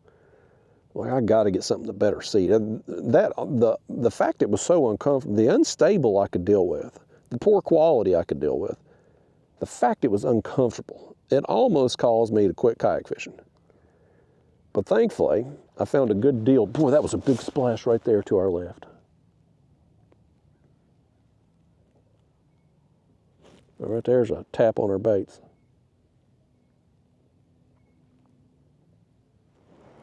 We got activity out here. There's stuff on the screen right there too. We're coming across that X right there. That's where I've anchored in the past and caught fish. So we'll see what happens when our baits gets up here to them. But anyhow, I got my next kayak.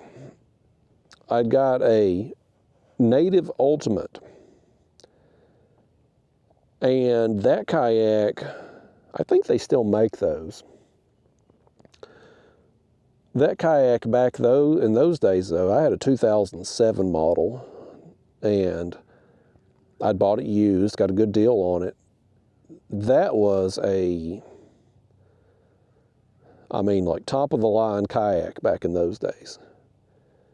But it had a more comfortable seat that I could set up higher, be more comfortable. It was way more stable than the Dick's Sporting Goods, way better quality. Like it was still a sit inside kayak, but it was just way better at every aspect. And I was having so much fun in that thing. I just wasn't going in my boat anymore. Like I had a boat before I ever got into kayaks. And I was having so much fun after I got that Native Ultimate, like I just didn't take the boat out anymore, so I sold the boat. And I fished out of that Native Ultimate, I think it was 6 years, paddling everywhere I went. I mostly drifted. I would paddle up, drift, back to the car type situations. I could anchor it. It was possible to anchor, but that kayak was only 30 inches wide, and it was a sit inside, so I couldn't anchor in very fast flow. But I had so much fun in that thing. Like that's what really made me fall in love with kayak fishing, is that right rod got picked. And so I fished out of it up until, I believe it was 2015, I think. I got a Hobie. I had a friend I've fallen out of touch with. I need to check in on him. I don't even know if he's still alive. But anyway, I had a friend I was fishing with sometimes. And he got a Hobie Pro Angler, like the kayak I'm in now. And one day we'd been fishing together. We had drifted on down past where we put in at, and so had finished up and was having to paddle upstream to get back to the car. While I was paddling, he was pedaling. And the wind kicked up, and it was also going downstream. So I'm paddling, buddy. I'm working it. Because it was manageable, but it was like if I stopped paddling between the wind and the current, I was going back the other direction very quickly. So like there was no stopping. I had to continue paddling. And so I'm going along, man. I'm working it. And I glance over at Travis, who's in the Pro Angler, and he's on his phone. He's just barely pedaling on his phone, just keeping pace with me. And I was like, all right, I'm going to have to get me one of them damn pedal kayaks. Because up to that point, I didn't really think the pedals would make a big difference for me. But after seeing him, how little energy he used, I was like, okay, pedals better than the paddle. Still get the kayak fishing experience, but using your legs instead of your arms, like much better. So I got me a Hobie Outback, and I really liked that kayak, man. It was a fun platform to fish out of. It expanded my range by having the pedals. Really liked it, but I never could pedal it comfortably. At least not for long distances. I would get sciatica or get sciatic pain. And I eventually gave myself piriformis syndrome, and so I sold that kayak. And I've had a few different kayaks since. And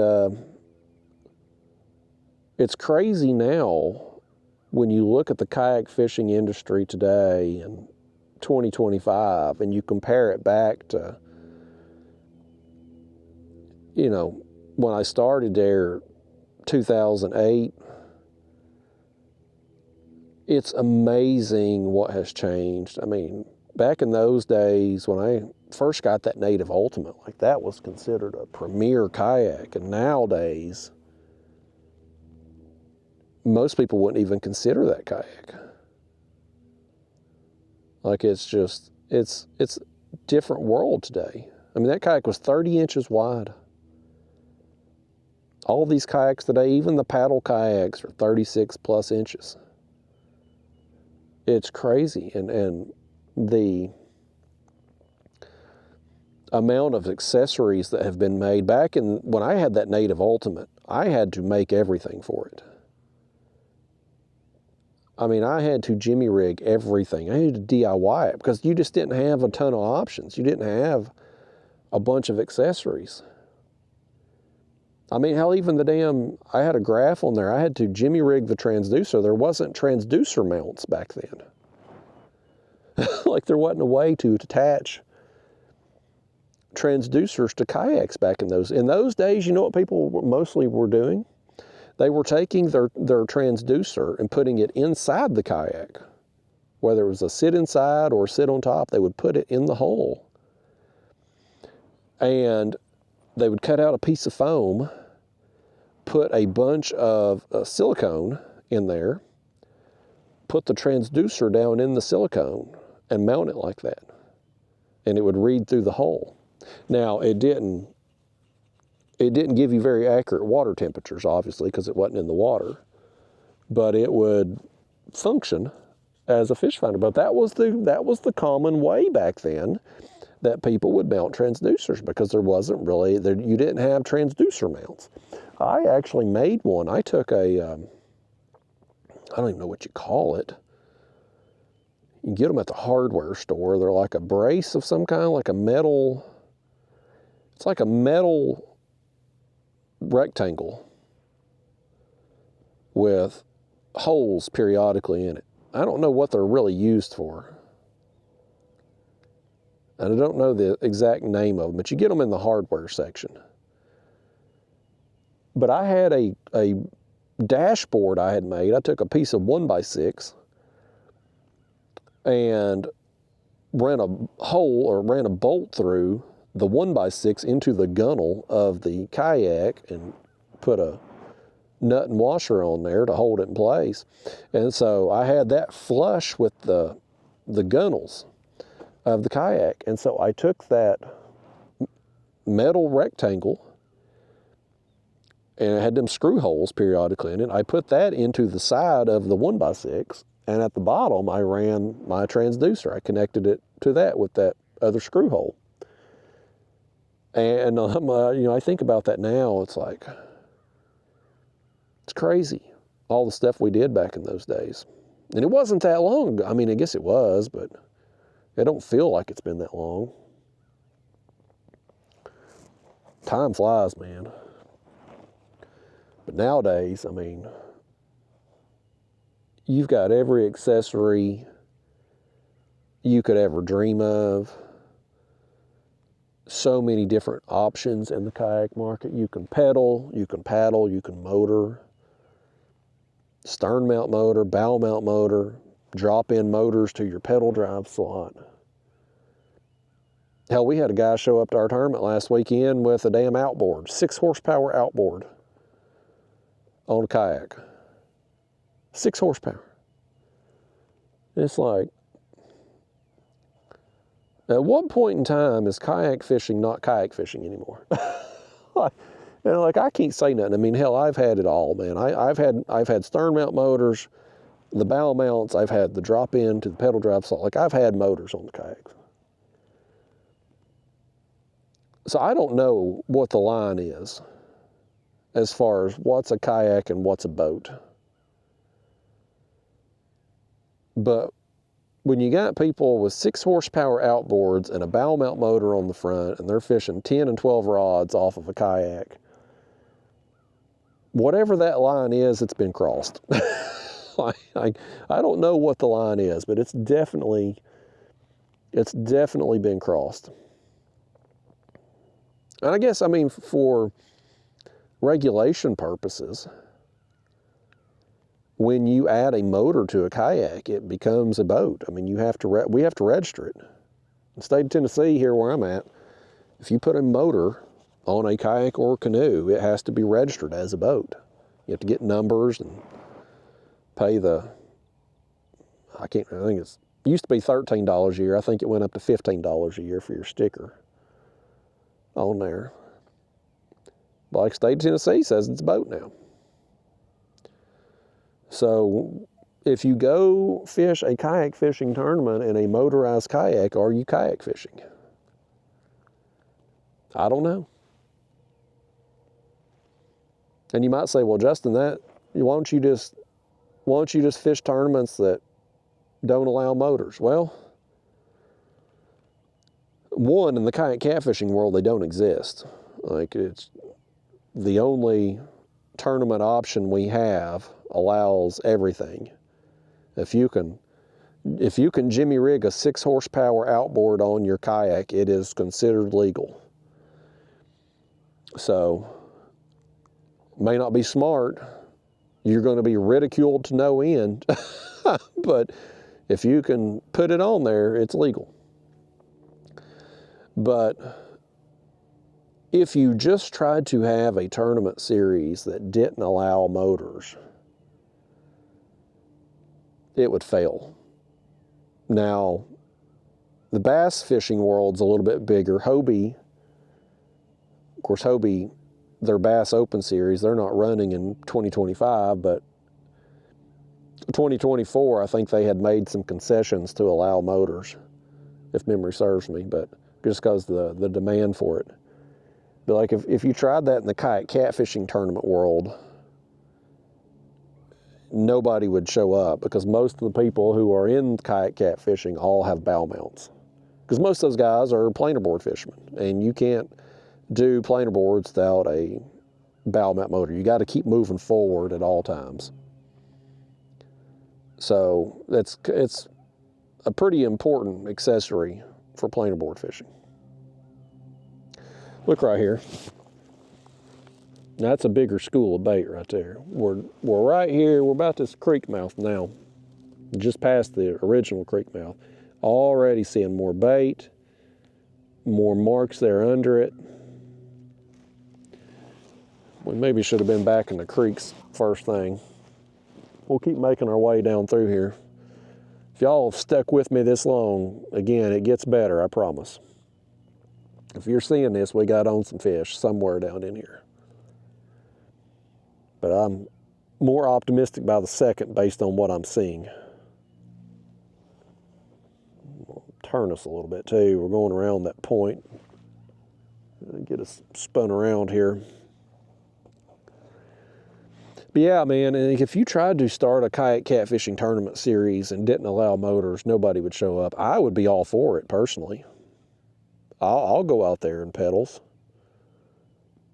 Because I enjoy pedaling.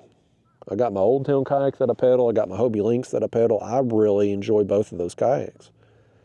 So I would be all about it, but I'd be the only one there. So, I think you need to allow motors. But at the same time, too, when you're trying to attract new people to the sport, and people see people showing up with a 6 horsepower outboard, bow mount motor, and fishing 10 and 12 rods. Like, if you're somebody that's new and maybe the tournament series is coming to your home lake or home river, and you're like, yeah, maybe I might consider jumping in on that, and you see the kind of rigs you're going to be up against, like,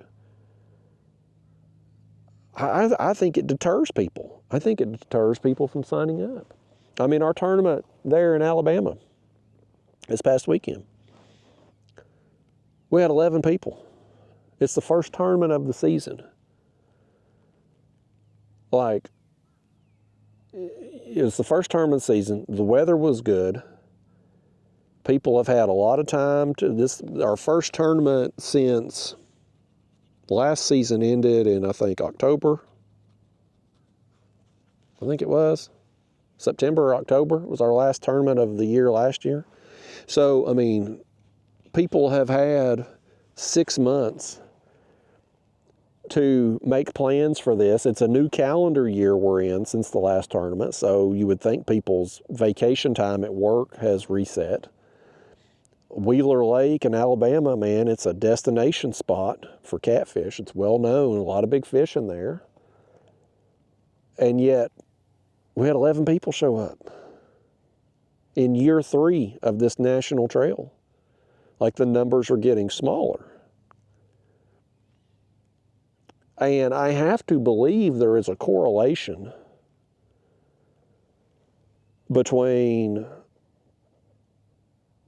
not only the people fishing it, but the rigs we're fishing in. I think it's deterring new people. The best thing that happened to the tournament trail in year 1 of 2023, there were 6 tournaments and you had 6 different winners. There was parity. Last year, 2024, there were 9 tournaments, and me and Ryan Bortz combined to win 7 out of the 9 events. And I think that's a problem too. Now, I don't want to not fish the tournaments, and I don't think Ryan should not fish the tournaments. But I think when you have the same people at the top of the leaderboard every tournament, I think it deters the new people. You know, I think it's, if somebody's brand new, they've limited experience, and they see these tournaments are only paying out 2 or 3 places because of the low turnout, and you see me and Ryan signed up for it. Now, I ain't trying to toot my own horn here, but I'm just saying, if it's somebody new, they probably maybe think they don't have a chance. And they're just like, well, I'm not going to just give that money away. I'm not going to sign up for that tournament. I ain't got no chance of winning. Then you can't blame them. I actually suggested, I talked to our tournament director there in Alabama, and I suggested, when he's going to these various sponsors and stuff, and we're fortunate, the reason these tournaments get any people at all at this point, like, I'm not going to travel multiple hours to fish a tournament with 10 people unless there's a lot of money on the line. And fortunately, Mike has gotten a lot of sponsor money. So, like, these national trail events are guaranteed $1,000 for first place before any of the sign-ups, entry fees. So he's gotten a lot of sponsor money for the winner. He's gotten sponsor money for the big fish prize. He's gotten sponsor money as like a giveaway, the Monster Rod Holder Mystery Fish Prize, which is they pick out a fish length at random, and whoever's closest to that doesn't cash gets their entry fee back. Like, he's done a lot for getting the money. So I suggested one way that might hopefully get some new people interested in signing up would be have a separate prize for the highest finishing competitor in a non-motorized kayak. Like, if somebody was out there in a paddle or pedal kayak and they beat the other people in a paddle or pedal kayak, they would get a prize. And, you know, because right now we don't have anybody. I mean, unless I show up and take my pedal kayak, which I've done a few times. I won the Louisiana tournament with my pedal kayak.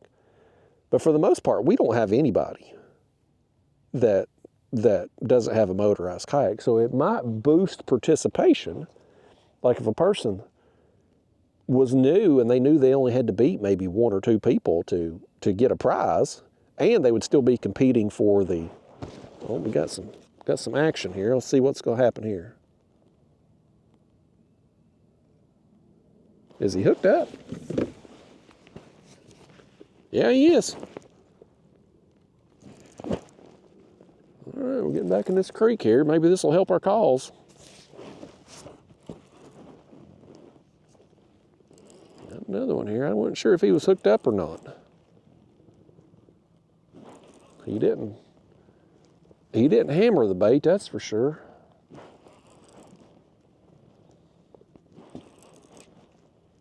And we saw all them fish there just a little while ago, but I don't think this was what we saw. And who knows if those were even cats or not, too. Could have been something else.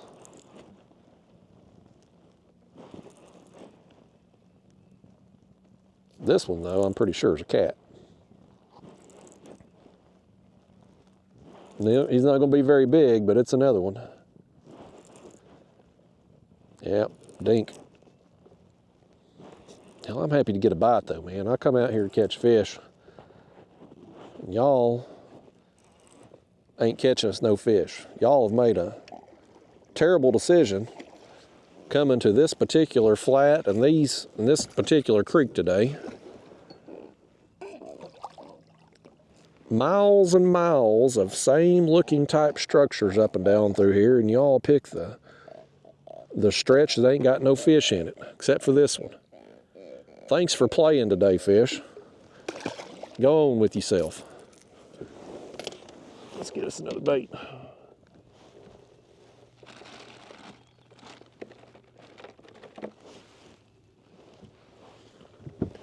Oh, Skippy. Skippity Jack.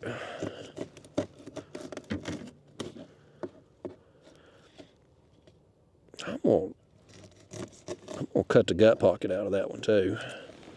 Try that. Maybe we've come across some bigger fish and maybe they're just not real active today. Maybe we'll try a little bit smaller bait.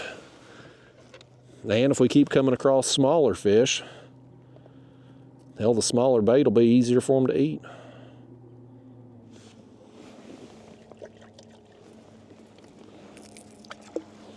All right, let's send that back out. But yeah, I brought up to our tournament director, I'm like, man, if you could make a prize, give some prize money for, say, the highest finishing person with a non-motorized kayak, you might get some more people.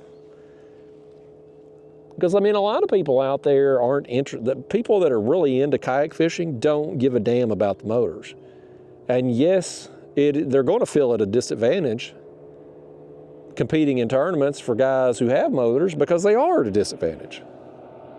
Not in every event, in every situation, but there's a lot of times when you are going to be at a disadvantage.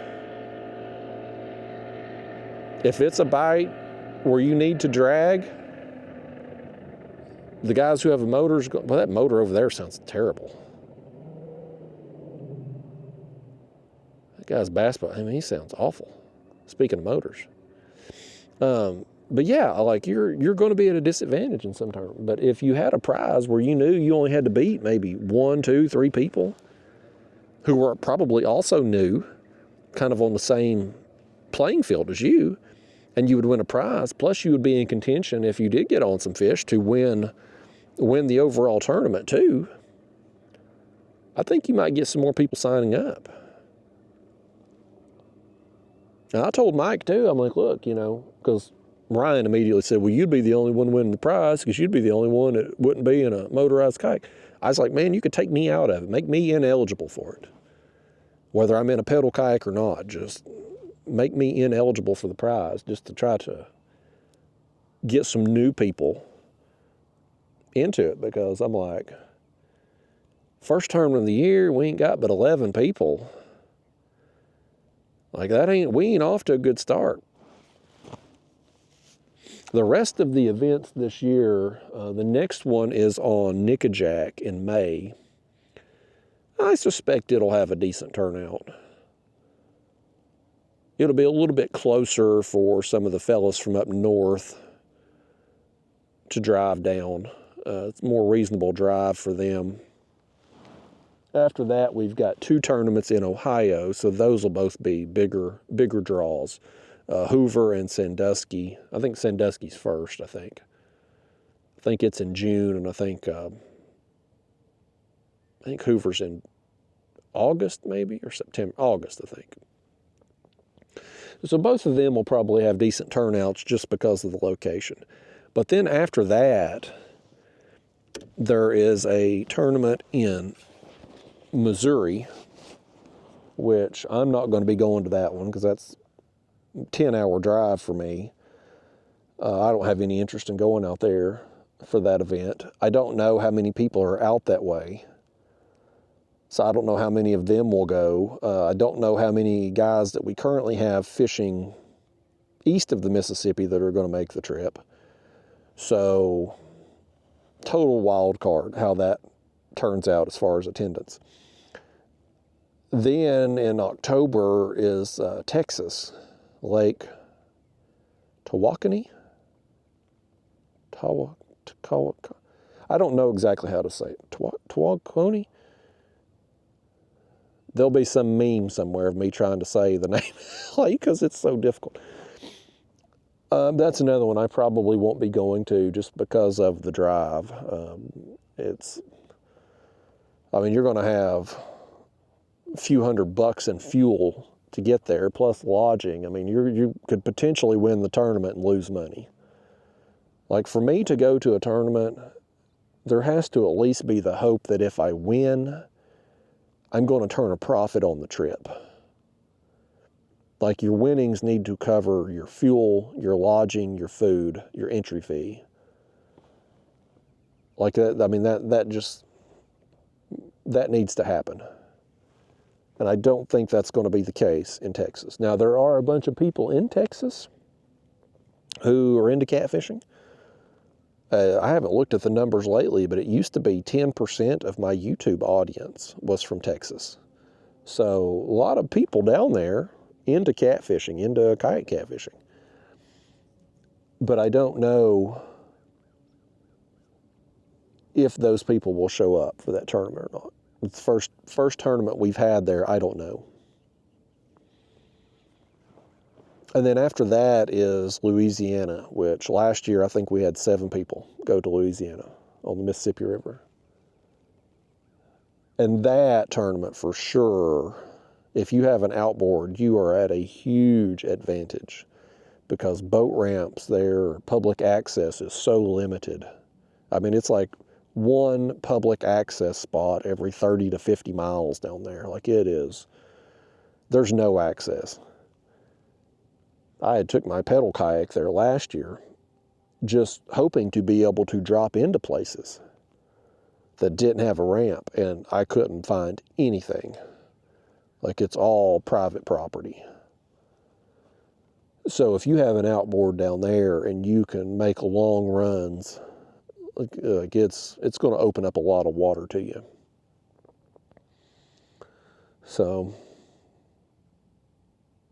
I don't know, man. I don't know what the answer is, but like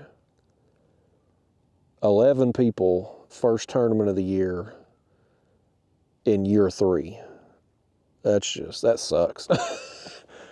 I mean, for those of us that show up, it's good in a way because with the extra sponsor money, you don't have to beat very many people to get paid.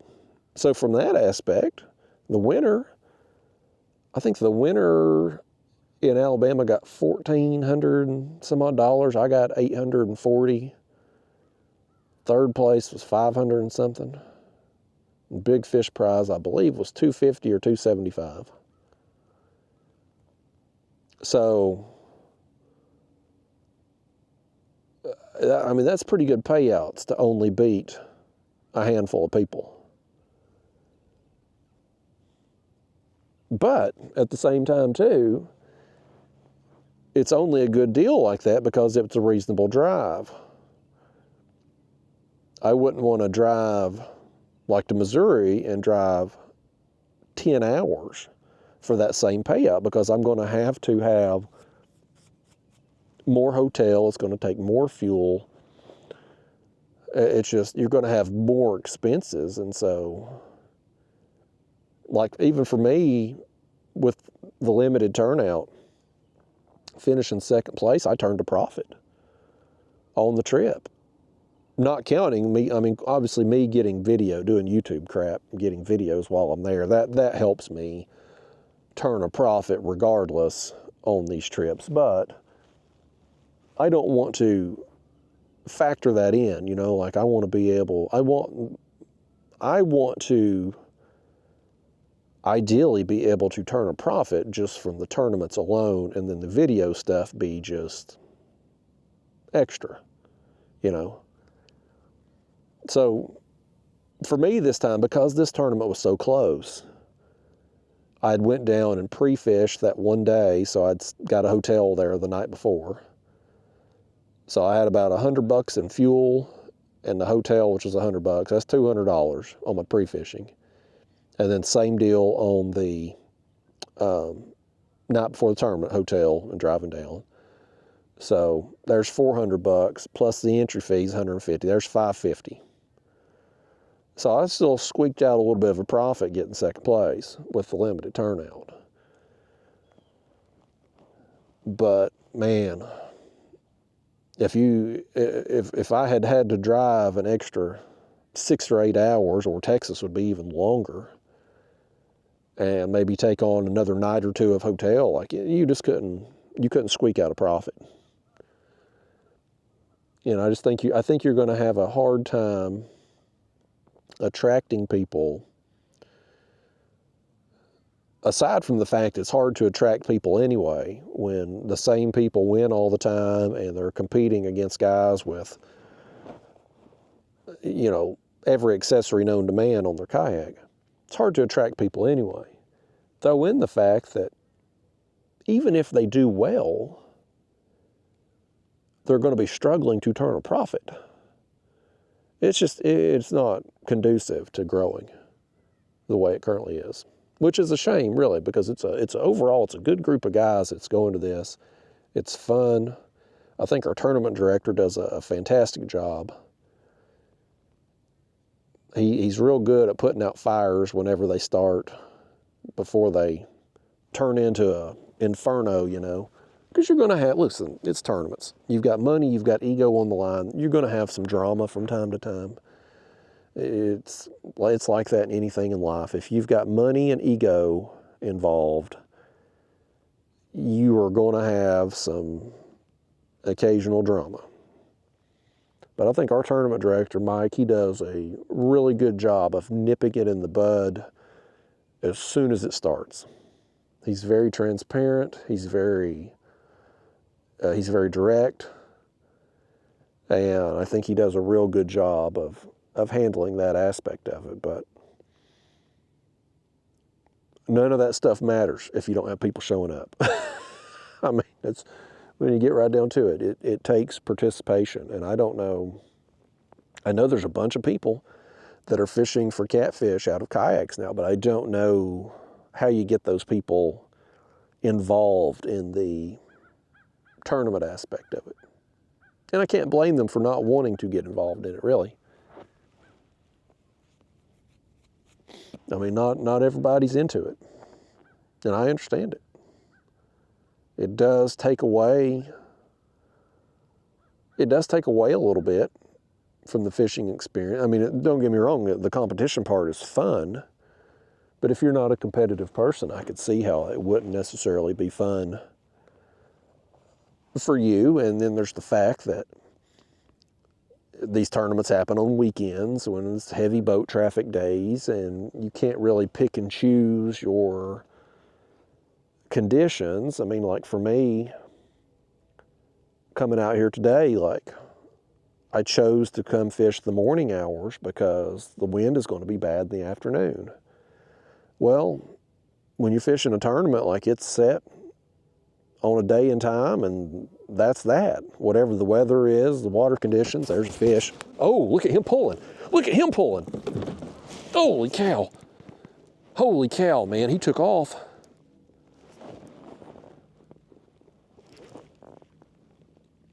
Boy, y'all. My drag ain't loose either. I thought maybe I hit my drag or something. He smoked that thing. Wow. All right, man. It has been a dud of a morning. It has been slow, but we're back here. We're 36 feet in this creek. We're kind of rounding a little turn here. There's a point here, comes off right here. It sticks out a little bit. We're going around it. This one's definitely going to be better than the other two we've gotten. I'll tell you that. What a slow morning though, but it only takes one good fish to turn your day around. This thing's still fighting like a Dickens.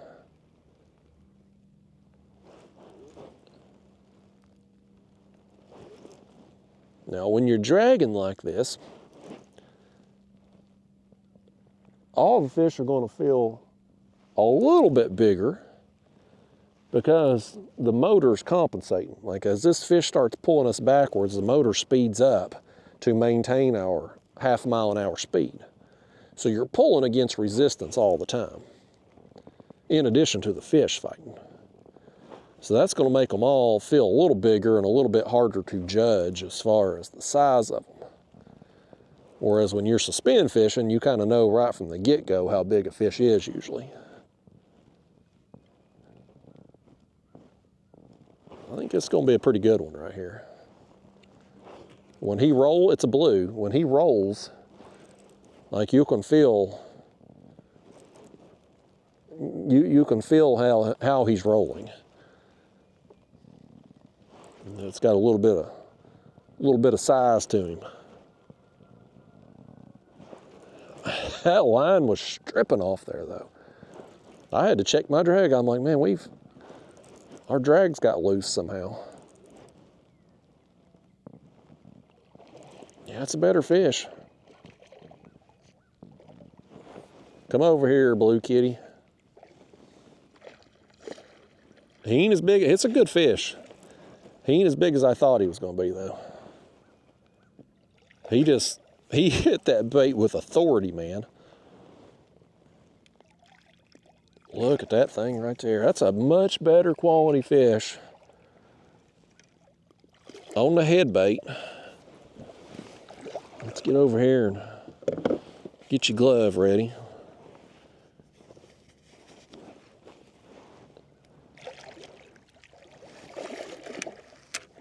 Yes, sir. All right, fishy. Let's get hold of you. We might put up the front camera mount for you. What do you think about that? Would you take a picture with me today, fish? He said he ain't gonna do a damn thing for me.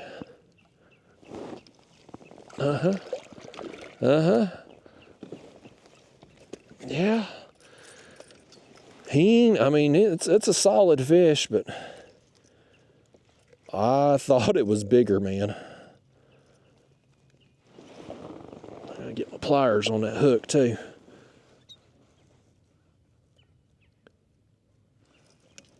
There we go. All right. Let's put the camera mount up there. Y'all take a picture of me and this fish, would you? Take a picture of me and this thing. Camera's crooked. I gotta fix that camera mount. There we go. Nose is itching too. All right, buddy, I'll fist pump this. We've had to wait for this thing this morning. It ain't nowhere near as big as what I thought he was, especially the way he was stripping line off there. He must have just hit it and was gone with it, buddy. Yeah. Big upgrade over what we've been getting. Get on out here, fish. How you going? Nice, y'all. That makes a slow day better right there. Big help right there, man. Big help. All right. Let me get, I think we're going to switch out baits again. Yeah, that one. We'll keep that head just in case, but I think we're going to, yeah, this is a smaller skipjack here. Normally I wouldn't keep skipjack this small, but I was doing so bad at catching skipjack. When I got him, I was like, I'll get a couple baits out of him.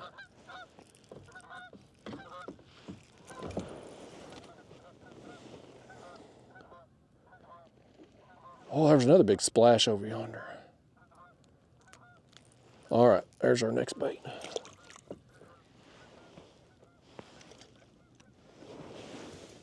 Put that back up there. Yeah, we'll just stick that head right there just in case we end up maybe needing it later. We'll work our way back in this creek. I'm happy that we just got that fish, and I'm even more happy to be see that right there at the bait. And there's a bigger mark right there under some more bait. So we're actually seeing some life back here, not only obviously with that big fish, but just bait. I want to see bait. We weren't really seeing that much out there on the edge of the flat before it went off into the river channel. Like we'd see occasionally a little bit, but way bigger schools of the shad back here. So I think we're going the right direction. We'll just keep making our way around. Like I said, this point over here comes out and we're going to loop around right here and go this way. And so, in fact, I'm going to get us spinning here. Get us going. You can see where we're at. You can see how that point comes off right there. We'll go around. You got a couple other branches here that comes in as we go down through here. So we'll just work our way toward the back of it. See how it goes. I think I'm gonna, we switched out the bait on the right after the other small fish. I think I'm gonna switch out the bait on our light tackle rod. We had that whole thread fin. Let me get try to find another gizzard here. Let's get one of these gizzards. Now we'll take a smaller piece of the gizzard and hopefully it'll be a little bit more attractive to fish than what that thread fin has been out there. Thread fin just ain't really been appealing to them fish, I don't reckon. We needed some live bait. I think if we had some live baits, we would have probably caught some more fish with the light tackle. Let's flip that bail over on that one.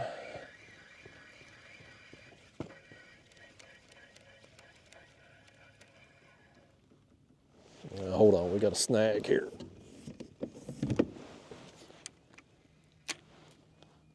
Oh, come out of it now.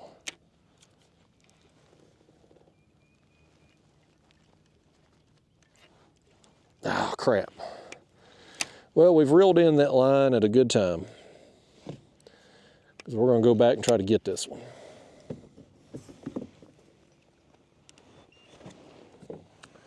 let's get this off of here. We just got that other line set too. I'm gonna go back and try to get this free. I lost a rig finally. I've been using these new dragon sinkers. And I finally lost one. I got one hung up to the point I couldn't get it free in Alabama on the Elk River there. And ironically, I bought the brush guards. Oh man, I had blood or something there on my, I just wiped that all over my face. Dadgummit.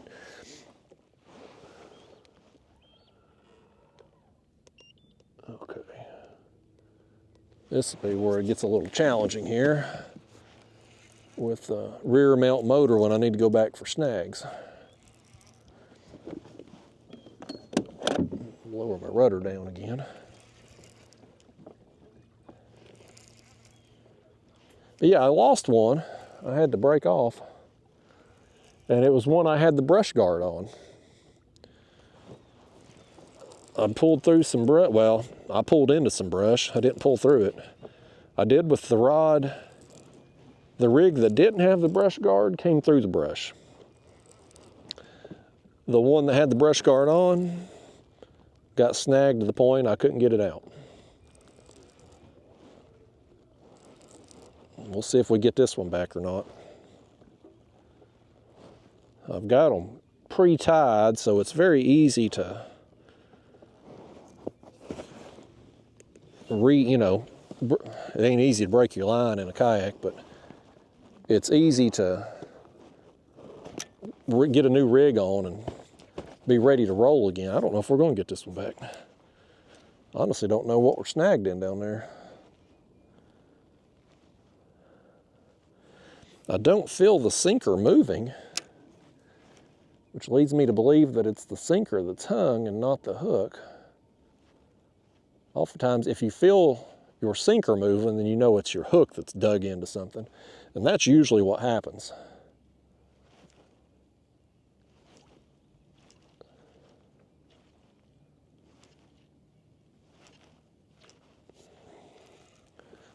Yeah, I don't know if we're getting this one back. That's the downside of using these expensive sinkers, is when you lose one, you're out. I think these are like $5 a piece. They're pretty expensive.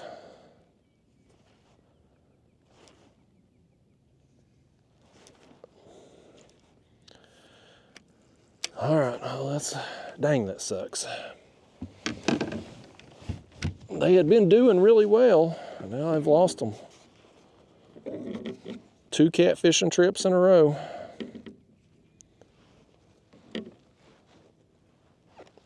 If we keep losing them at this clip, I ain't gonna keep buying them. I'll go back to using the kind I made, because the kind I make is much cheaper. Well, crap.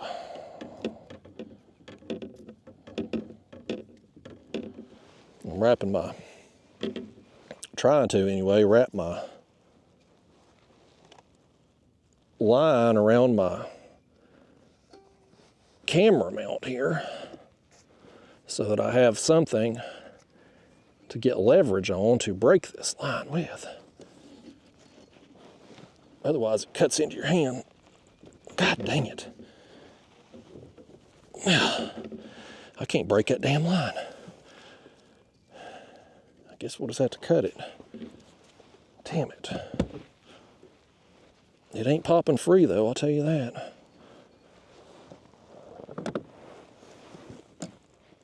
Okay, there we go.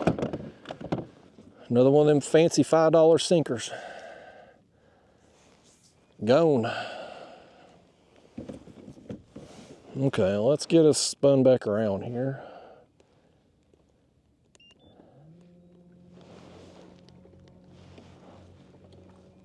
Let's get beyond this snag, whatever the hell it was. Man, I had been doing so good with them sinkers too. Like I hadn't, not even as far as like snagging them to breaking off, like I hadn't even been getting snagged at all with them. But that's 2 trips in a row now where I've lost one, and that's going to be, I'm cheap, y'all. If I pay $5 for a sinker, I expect it to be the best. Better than what I can make for $2, less than $2. I think the sinkers I make work. I don't know about modern day prices, but when I made them, they were less than $2 a piece. Last time I bought supplies and whatnot.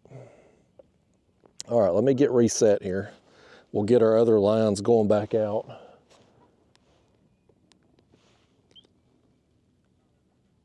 Okay.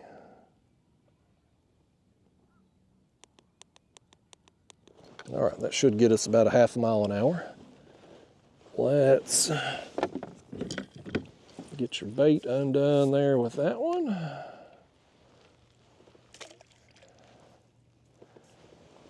Get it going. Now let's take our light tackle rod and the gizzard shad. We'll try that. Try that gizzard shad again on there. The gizzard shad's at least not as mushy as the thread fin.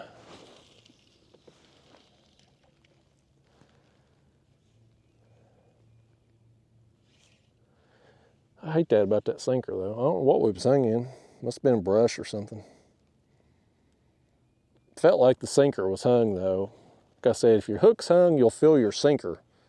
When you give it slack, like you'll feel it. And most of the time that's what happens. Usually your sinker don't get hung. It's your hook gets buried into a branch or something. Okay, get that. Now let's see if we can bust out one of our other rigs, which I've already got pre-tied here. I just keep them in baggies. One good thing about these inline dragging sinkers that I do like, for sure, compared to the ones I make, is that everything stores compactly by being able to keep them in sandwich baggies like this. With my sinkers that I make, they have to be clipped on and off. These you can just travel with the sinkers on there just like normal.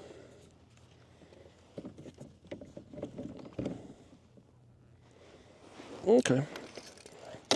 Let's take our line and tie on this end of the sinker. I'll do just a basic, I guess it's called a clinch knot. It's what I've always called it. A few wraps around. Run the line through the loop a couple times. And it works for me. The best knot to use is the one that you're confident in. And as we've seen there with me trying to break off right there, it held pretty damn good. I couldn't break the line for love or money. That's one of the things about kayak fishing is it can oftentimes be difficult to break off when you're using heavy line because you can't get leverage on it. Like even wrapping that line around my camera mount and pulling on it, between the stretch in the line and the fact that you're pulling the side of your kayak down as you pull up on the line, you just can't get good leverage to break off.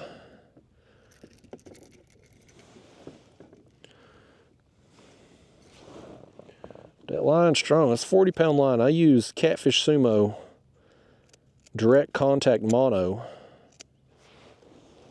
Catfish Sumo come out with their line, I believe, been about 2 years now I've been using it. It's pretty good stuff. Okay, now let's get that going out.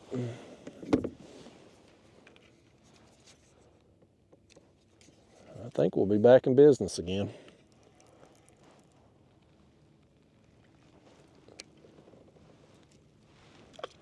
There we go. Okay. All right, folks. I think we're ready to catch fish now.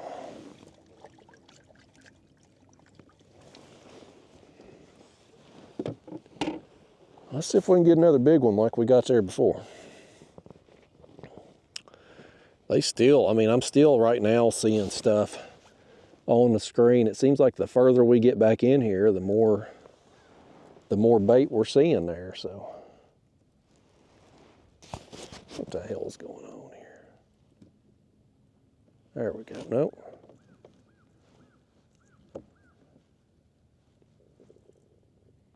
Now we got it going. Well, that line's getting snagged. I guess because maybe it dug in on itself or something. I don't know. We got all kinds of malfunctions out here today, folks. Main thing is, though, we catching some fish finally. And hopefully, we're going to improve our bite as we make our way back in this creek. I'm going to have to just, what the hell's going on here? Watch me backlash it now.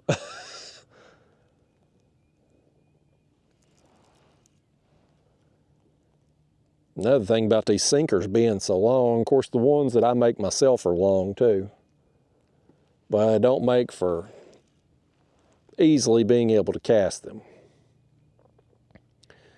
But the longer sinkers, well in this case, these inline sinkers, it keeps them, making them longer keeps them a thinner diameter. So they're 2 ounces, but that 2 ounces was spread out over, I think, 30 inches, 35 inches, something like that. So it's a thin diameter wire that they use. I think it's wire, anyway, that they use. The ones I make, they're longer as well, but it's a different material. And mine are heavier. But either way, when you got a long sinker, it's hard to cast them. Shorter sinkers are better for that, but the shorter ones I feel like get hung up more.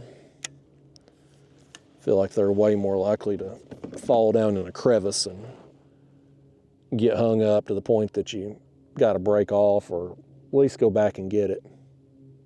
These inline ones, man, had been doing really well. Like, oftentimes when you're dragging, you'll get like, I wouldn't call it snags, but you'll get little obstructions down there that you come across. Maybe it's limbs or rocks or whatever, and your sinker will catch. And you'll see your rod tip bending, loading up, and all of a sudden it'll spring free and pull forward.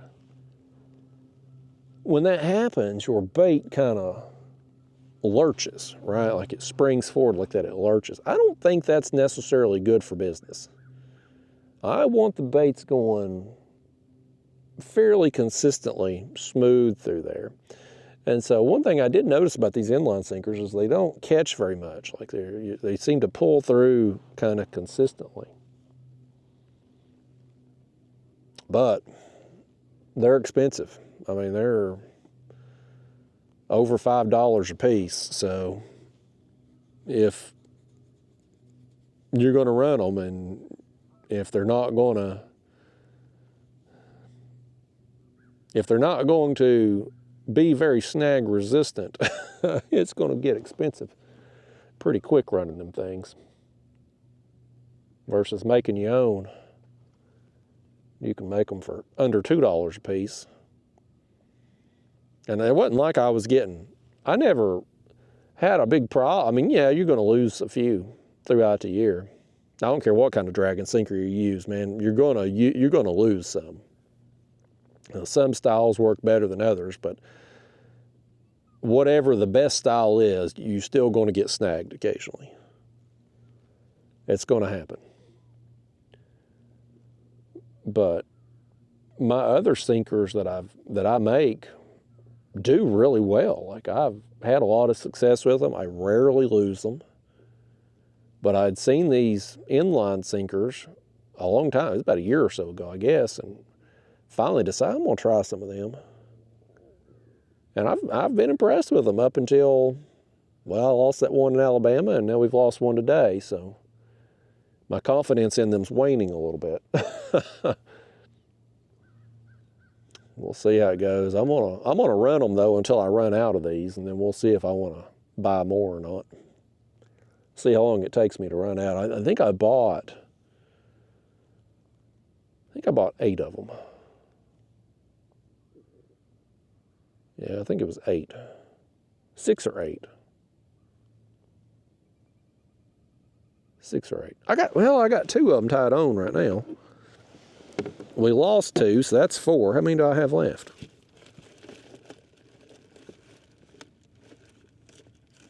I got 3 more in there. I think I got 1 in my camera bag.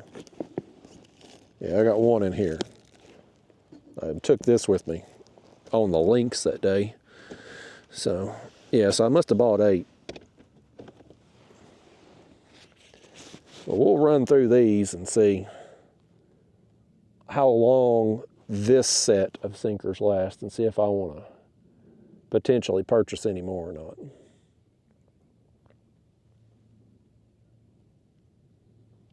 And brush guards I probably won't buy again. I had been running, here, I'll show you these brush guards in case you ain't watched the other videos. I was running the brush guards in front of the sinker.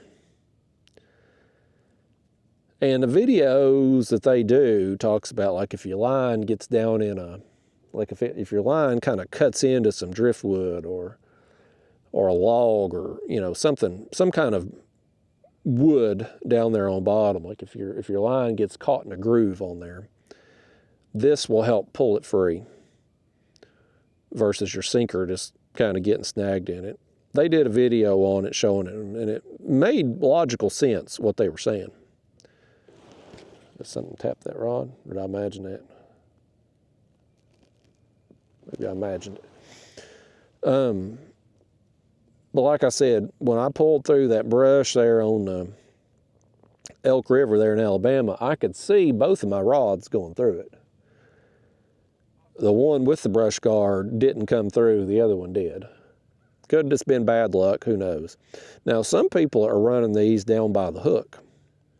They'll put their float right in front of their hook, put this, because these ends of these things are made to go in the end of a peg float, whether it's the kind this company sells or just a regular styrofoam peg float like I'm using.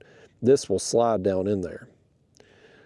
Now, I typically run my hooks and baits a few inches behind the peg float.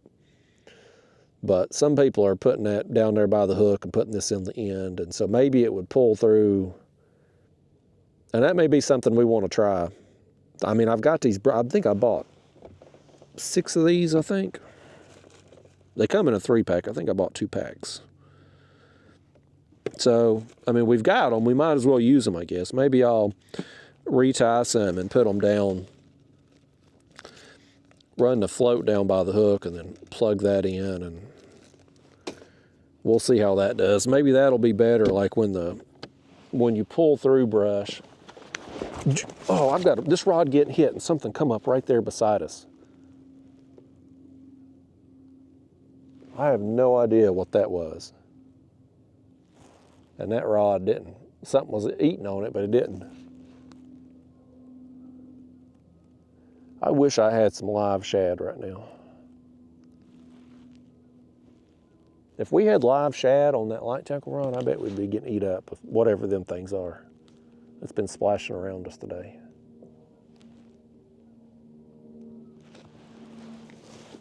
Of course, you turn the camera over there, he ain't gonna come up and jump again.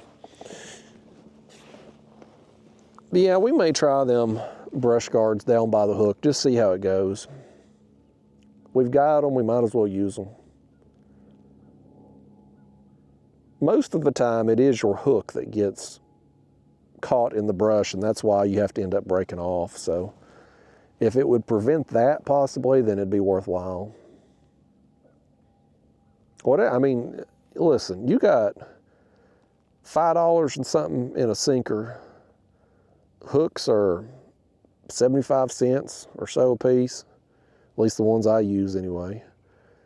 Your leader line, your float, your rattle, I mean, you're, depending on the gear you use, I mean, when I lost that rig up there, you're looking at, I don't know, $6.50, $7 in that rig probably. Some people, if you're using them Demon Dragons or that style of float, hell, you might be over $10 a rig.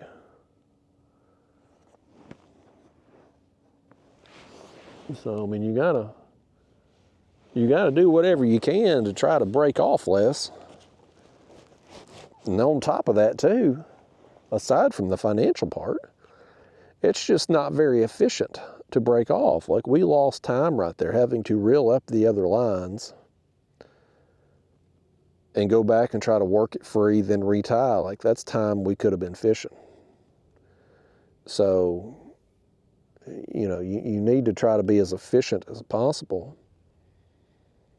Now, when you planer board fishing, you ain't going back for it. Like, you're not going to reel in 8 or 10 other lines and go back and try to work one free. Like, you're going to just break off every time you get snagged. But then, by God, every time you do that, yeah, I mean, it's $5 to $10 every time you break off. Meanwhile, you can go suspend fishing and you never break off. I rarely ever lose a rig when I'm suspending baits, because my baits are up off the bottom. There's nothing to get me snagged up in. Occasionally, if I'm drifting, I'm not paying attention, I'm on my phone or something, or I'm talking to you on camera, and I ain't watching that graph, and we come up on a tree or the depth changes real quick, I'll get things snagged up, break off. But I don't break off very often when I'm suspending baits. It's kind of, left rod getting hit. It's kind of one of them techniques that's very friendly on the wallet. You just don't lose a lot of gear doing it. Casting baits out on bottom while you're anchored, you'll lose some gear because you're going to throw into some stuff occasionally. But dragging is what's going to cost you the most money as far as tackle goes. Like, you're gonna lose some gear dragging. I don't care what kind of sinkers you use, what kind of rigs, you're gonna lose. And whether you fishing like I do with 2 rods or you're planer board fishing and you're fishing with a bunch, you're still gonna lose them. The wind right now, we may have to put out a drift sock, y'all. The wind just hit. It's a light breeze, but right now it's blowing down this creek, and so it's got the kayak kind of turning into it.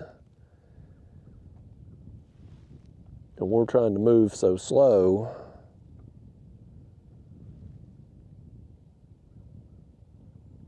Yeah, we may have to put out drift. If this wind keeps up, we're going to put it out.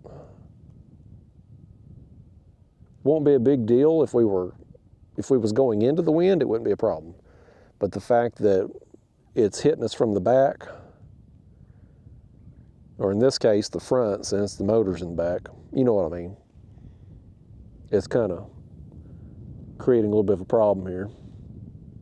That wind is going to be up later on today, so it's a matter of time before it hits. It's like that every year in the spring.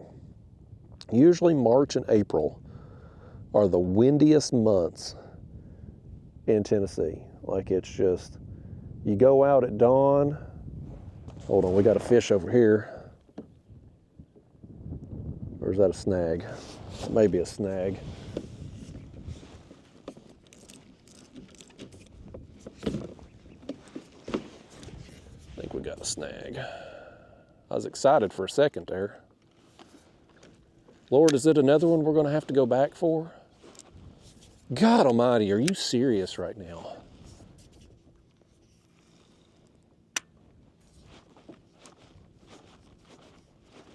Boy, I tell you what, folks. We're having a time of it here. Let me just spot lock us here a second. Good God, I tell you what, let me turn the camera off a minute, because I gotta say some damn cuss words, y'all. When you get snagged up twice this close together, I need to just let out like 15, maybe 20 cuss words in a row. And I don't want to do that on camera, so we'll turn the camera off. I'm gonna, from my inner bottom of my lungs, yell out some cuss words. I'm gonna go back and try to get this unsnagged. And then I'm gonna just think about what we wanna do out here. Do we wanna keep going back in this creek? Or do we wanna turn and make our way back out and head upriver? Because I'm looking back here, there's a few birds over there kind of in that pocket, but I ain't seeing nothing really on back there. Meanwhile, there's a bunch of birds right up here, the area we went through, which is where we saw the bait. I don't know. Either way, let me turn the camera, let me get all this mess sorted out. I'll be back with you in a minute. Okay, folks, I've said a bunch of cuss words. I feel better. I did have to break off another rig, though. That's 2 today, plus the one from Alabama. I've lost more dragging rigs in the last 2 trips than I think I lost all last year. That's incredibly frustrating, but here's what I've done. I've tied on another one. We're not gonna drag right now, though. Here's what I wanna do. When we first come into this creek here, I noticed all them fish and bait and stuff right here where I've anchored before. I decided, let's come on back out here. The wind has kicked up a little bit, so it's kind of pushing down into this creek. Let's sit here and just drop some baits down for a little while and see what happens. So I'm gonna take this rod here, our light tackle rod. I'm just gonna throw it out. It'll eventually sink down to the bottom. Since it's not a live bait and we're not actively pulling it, it's not gonna stay up like it normally would there if we were actively moving. But we'll just cast it out and set there on bottom. Our dragging rigs, we will lower them down, and right there, see, there's a bird that just hit the water. There's some bait out here. I'm gonna just sit here a little while and just see what that'll do for us. We've been moving since we got on the water between the flat and the creek, and yeah, we're grinding out a bite here and there, but we're really not getting a lot of action, and I don't think that's because there's not fish here. Now, when we were on the flat, I wasn't seeing a lot, but when we come back in this creek and I'm seeing all that bait and we were seeing the bigger marks and we're just not getting bit, it's like, is it because it's not catfish we're seeing? That's possible. Yeah, let's set that right there. We'll just let them things just sit there on bottom and see what happens. But is it different fish? Is it not catfish? Or is it catfish and we're either not offering them the bait they want, or maybe it's a day where we're going to be better off setting still. I don't know. Again, I know we came out here with the notion that we were just going to work that flat and keep going for a couple miles, but things change, folks. I've changed my damn mind. So anyhow, let's get us another bait on this one. You know, I've tied on another one here. Them damn sinkers getting expensive fast now. I'm not liking them as much as I did a few days ago, I'll tell you that. I hate losing money, and boy, we're going through it today. This is gonna be a lousy video. I'd probably post this video since we got that decent fish, but it ain't gonna be my best performance, I'll tell you that. Unless we really get on them and tear them up here in the next little bit, it ain't gonna be my best performance today. I'll probably go ahead and post it though, just to pay for the damn sinkers. All right, let's just let that sink down there. That float, the sinker will end up on bottom. The float will raise our bait up just off the bottom, so if we were going to do this for a long period of time, I would obviously either have brought other rods with suspend rigs tied on or tie on some suspend rigs. But I just kind of want to sit here for, I don't know, a half hour maybe and just see what happens. So I don't want to retie everything for that. And if we're doing good, great. If not, well, we'll get back on the move. But I mean, look, you can see all that there. And we're right here, we're off the end of this point where the old creek would have come out here before they made the reservoir, 44 feet. So there's a ton of bait around. We'd marked all them fish as we first started coming down in here. So let's just sit here a little while and see what happens. And if it pays off, great. If not, well, we can get back to doing what else wasn't working.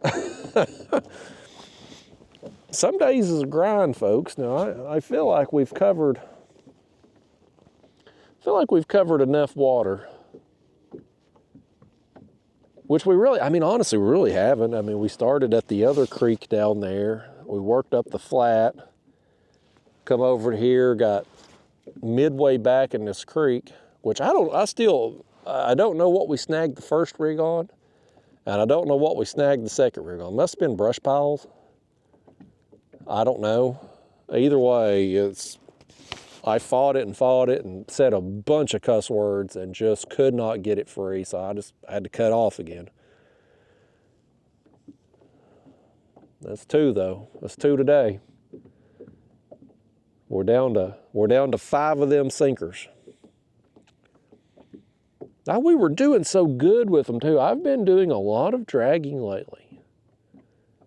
And not getting them, it ain't even about not losing them, not even getting them snagged up at all. Like, they've pulled through everything, and then just 10 minutes, I don't know, 10, 15 minutes, maybe not even that long, we snagged 2 of them and break off. It's so frustrating when that happens. That's like when I go ultralight fishing. When you go ultralight fishing, and you're throwing jigs around brush and overhanging trees and docks and stuff, like, you're going to lose some jigs every trip. Like, I'm going to lose a handful of jigs. That's the way it is. I just factor that in, right? But it gets still, even though you know you're going to lose some tackle, when you break off, retie, and next cast you're hung again, boy, even though you know it's going to happen from time to time, when it does, it still just pisses me off to no end. And I don't know what it is about just yelling out a bunch of cuss words, but it makes me feel a little bit better. It never fixes the situation, but there's something about just saying a bunch of cuss words in every combination possible that just, it helps release some of the tension. So, kids out there, I don't recommend you do that, especially in front of your parents, but my personal experience, it helps me. But yeah, we'll sit here a little bit, see how we do. I also, because we're testing out the motor today, I want to sit here and see what it's like. I don't know if we'll have any boat traffic or not. It would be, I mean, I don't want to wish this on myself. It would be nice, though, to get hit with some boat wake while we're sitting here spot locked and see how the kayak reacts, see what it feels like with me not facing the motor, I guess. That's one of those things that we'll definitely need to test. With the wind starting to kick up, that sound, I don't know if, I'm going to turn around toward the motor and I'm going to shut up a second so you can hear it.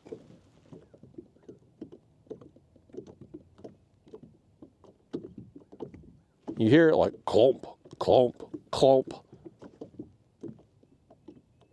Hopefully that's not going to be too annoying on the camera for you all.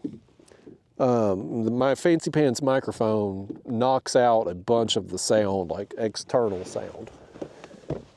And with me not facing that direction, it may help too, as far as the microphone, kind of weeding some of that out for you all.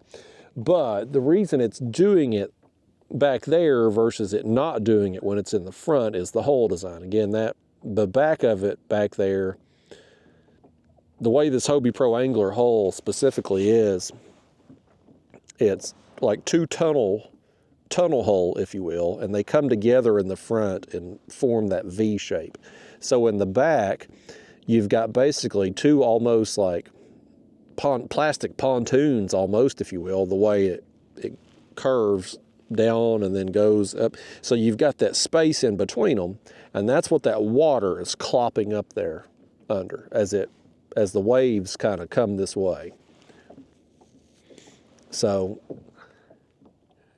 is it going to be a big deal as far as fishing goes?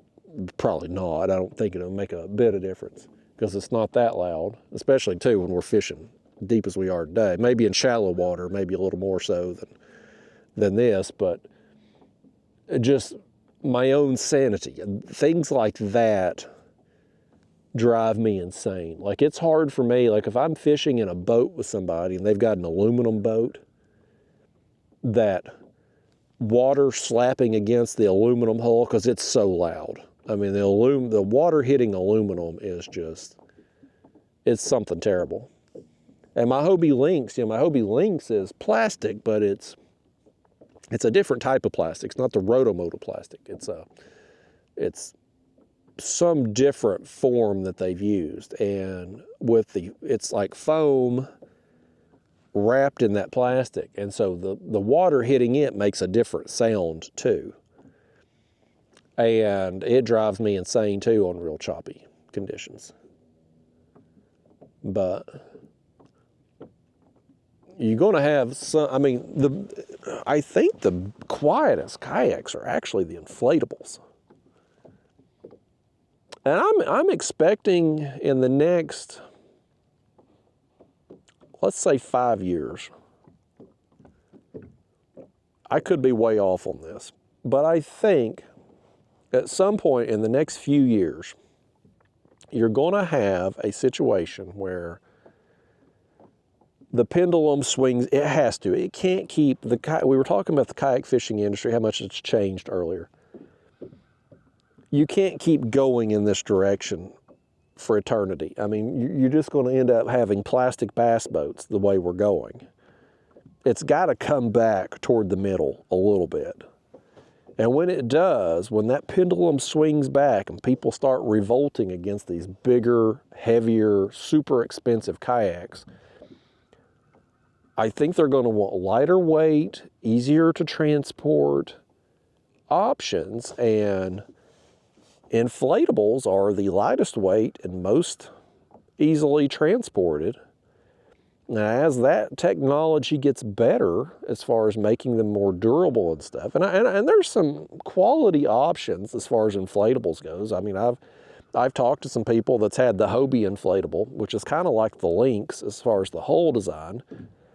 Oh, here goes our light tackle rod. Oh, did he come off? We ain't had a bit of luck today. The hook's turned in on the bait. We ain't had much luck today with this light tackle rod, folks. It's been hit more than the other two rods combined, and yet we ain't caught a single fish on it. Sometimes it just ain't your day. I'm beginning to wonder if we're kind of going through that a little bit ourselves here. Although we did get that one good fish there earlier.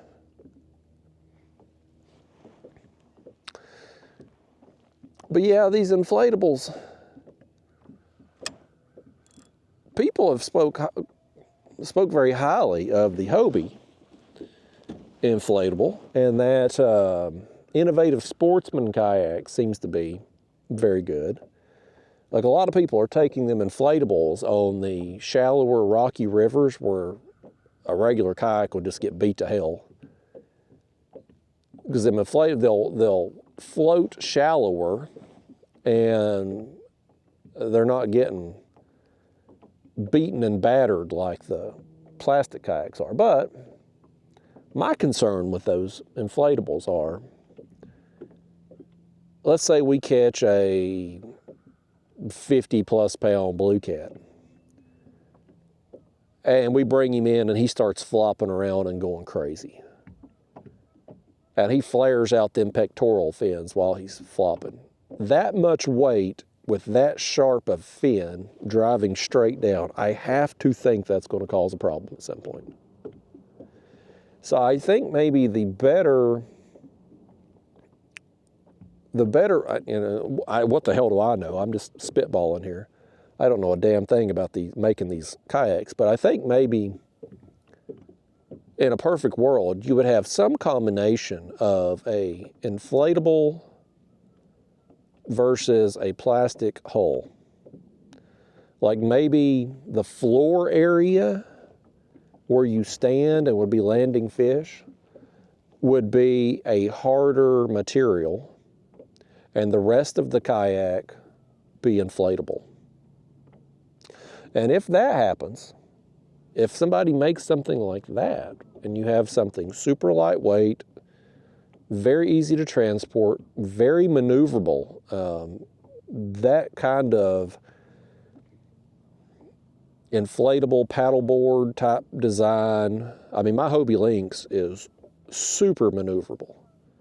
I can damn near do a 360 just pedaling in place because it's so maneuverable. If you could do that and then figure out a way to, and maybe it's part of the whole design, be able to mount secure rod holders into it. Like I was looking at the Innovative Sportsman, like how would you mount secure rod holders to it? How would you mount it to the Hobie inflatable? Like, I don't know that you could right now, but maybe in the future you come up with something like that. And so I think maybe in the next 3, 5, 7 years, I think there's going to be more people like me that enjoy kayak fishing and want to fish out of a kayak. Because I've told you all this before. If it wasn't for YouTube and doing the tournaments, I wouldn't have this kayak that I'm in today. I wouldn't even have it. Like if I was just fishing, just to go fishing, I would either be in my Hobie Lynx or my Old Town pedal kayak, because it's more of a kayak fishing experience.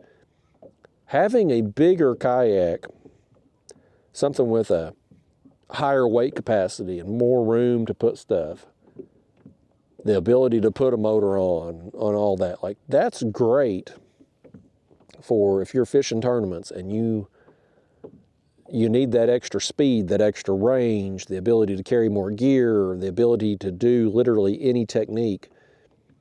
It's great for that. In my case, doing YouTube, like I need to be able to get content. And so having all of the tools at my disposal helps me to do that. If nothing else, at least psychologically, it makes me think I have a better chance. So from that aspect, it's neat. But like if I was just going out and just fishing for fun, just strictly for fun, nothing else, not needing to get content, not needing to get certain size fish for tournaments, well, hell far, I wouldn't have this big, gigantic setup that requires a trailer and batteries to charge and motors and all. I wouldn't have all this. I don't need it. I don't need it to have a good time. And I think as more people, I think a lot of people who are getting into kayak fishing now are coming over from the boat world, and their initial thought is like, I need something super stable. I need the most stable kayak. That's the number one question people always ask. How stable is it? I think as more of those people come in and they get used to the big, heavy kayaks, I think some of those people are going to really enjoy the kayak fishing experience and want to take it more toward kayak fishing, like try out a smaller kayak. And then when they do, they're going to like it. They're going to feel compelled to simplify their rig and their setup and try a smaller kayak. And when they do, they're going to love it. And we just need more of those people creating demand, if you will, for more kayak-like kayaks. I don't know how else to say it, because what we have now is more like it's a plastic boat type situation with these kayaks that are hitting the market today. I mean, a lot of these kayaks are literally mini boats. Well, I mean, like the new Bonafide that I got and tried out. Hell far. I mean, the other dude in our tournament scene put a 6 horsepower outboard on it. Like a kayak shouldn't be able to handle that. So I think over time, the pendulum has swung so far to the extreme as far as turning kayaks into just miniature plastic boats. I think it has to come back the other direction at some point. And when it does, I think it's possible that inflatables could make for a more prominent role. They come out with that other boat too. I think it's actually classified as a skiff. Who made it? Is it Newport? Newport Vessels. They make the trolling motors and the kayak motors. They made I think it was them, or maybe it was NRS, the life jacket company. One of those two companies that starts with the letter N created a inflatable kayak slash skiff slash boat. I don't know exactly what it's classified. I see it on social media all the time. And clearly their social media isn't working too well because I don't know which company it is. But I've seen their ad enough, and it's a lighter weight, larger option that's inflatable. You can put motors and everything on it. My thing with the inflatable would be, obviously, the concerns of a big fish puncturing it, flopping around. That would be a concern. Same thing too, like if I go out in the ocean with it and I'm shark fishing, and I wouldn't necessarily worry about a shark biting it, but you worry about like getting tail slapped as you got one close to you. That might do some damage. But my big thing with the inflatables, aside from all of that, would be I wouldn't want to ever uninflate it. Like, I don't know how long it takes to inflate most of them. I think the Hobie one takes a few minutes. But I wouldn't want to get to the boat ramp and have to sit there and inflate the inflatable kayak. And when I get done at the end of the day, I wouldn't want to have to uninflate it or disinflate it. What's the correct pronunciation? Is it disinflate, uninflate? I don't know what, I may be just making up words here, but you know what I mean. Let the air out of it. I wouldn't want to have to do that every trip. I'd like to just leave it set up and, you know, haul it in the back of the truck or on top of a car, but just take advantage of the fact that it's really lightweight. I mean, my Hobie Lynx, again, it's the plastic, it's the foam wrapped in the plastic hull. But the hull of that kayak is 47 pounds. The Hobie inflatable kayak, which is basically the same exact design as the Lynx, it's just in the inflatable form, I think it's like 20-something pounds. So, I mean, you're talking about really lightweight. Most people, even, you know, smaller women or maybe older people that's got strength issues or mobility issues, things like that, even they can load up 20-something pounds, whether it's on top of the car or the back of the truck. Like, that's, because you see that a lot with in the forums and such, Facebook groups. I always want to say forums, I'm showing my age. You see that with people will make posts about carts and transporting stuff. They'll ask a question and people will just blister them for asking the question. Like, oh, why don't you just work out? Why don't you just get stronger? And then, you know, somebody will follow up and reply and they'll be like, well, I'm 82 years old. I've had shoulder surgery. I need a way to be able to load this kayak easier. You know, like, how often does that happen? You see that in the damn Facebook group. People just, I can't stand people, you know? It's like, if you ain't got something good to say, then just shut the hell up. Somebody's asking a legitimate question in there and you want to just berate them. It pisses me off. But you see that so many times, or it's an elderly person, they've got a knee surgery, shoulder surgery, they're having trouble with their heavy kayak. And those inflatables would solve that problem by having a lighter weight option. So I don't know what the future holds for the kayak fishing industry. I know a lot of the current, there was another one of those big splashes right over there. I don't know what those are.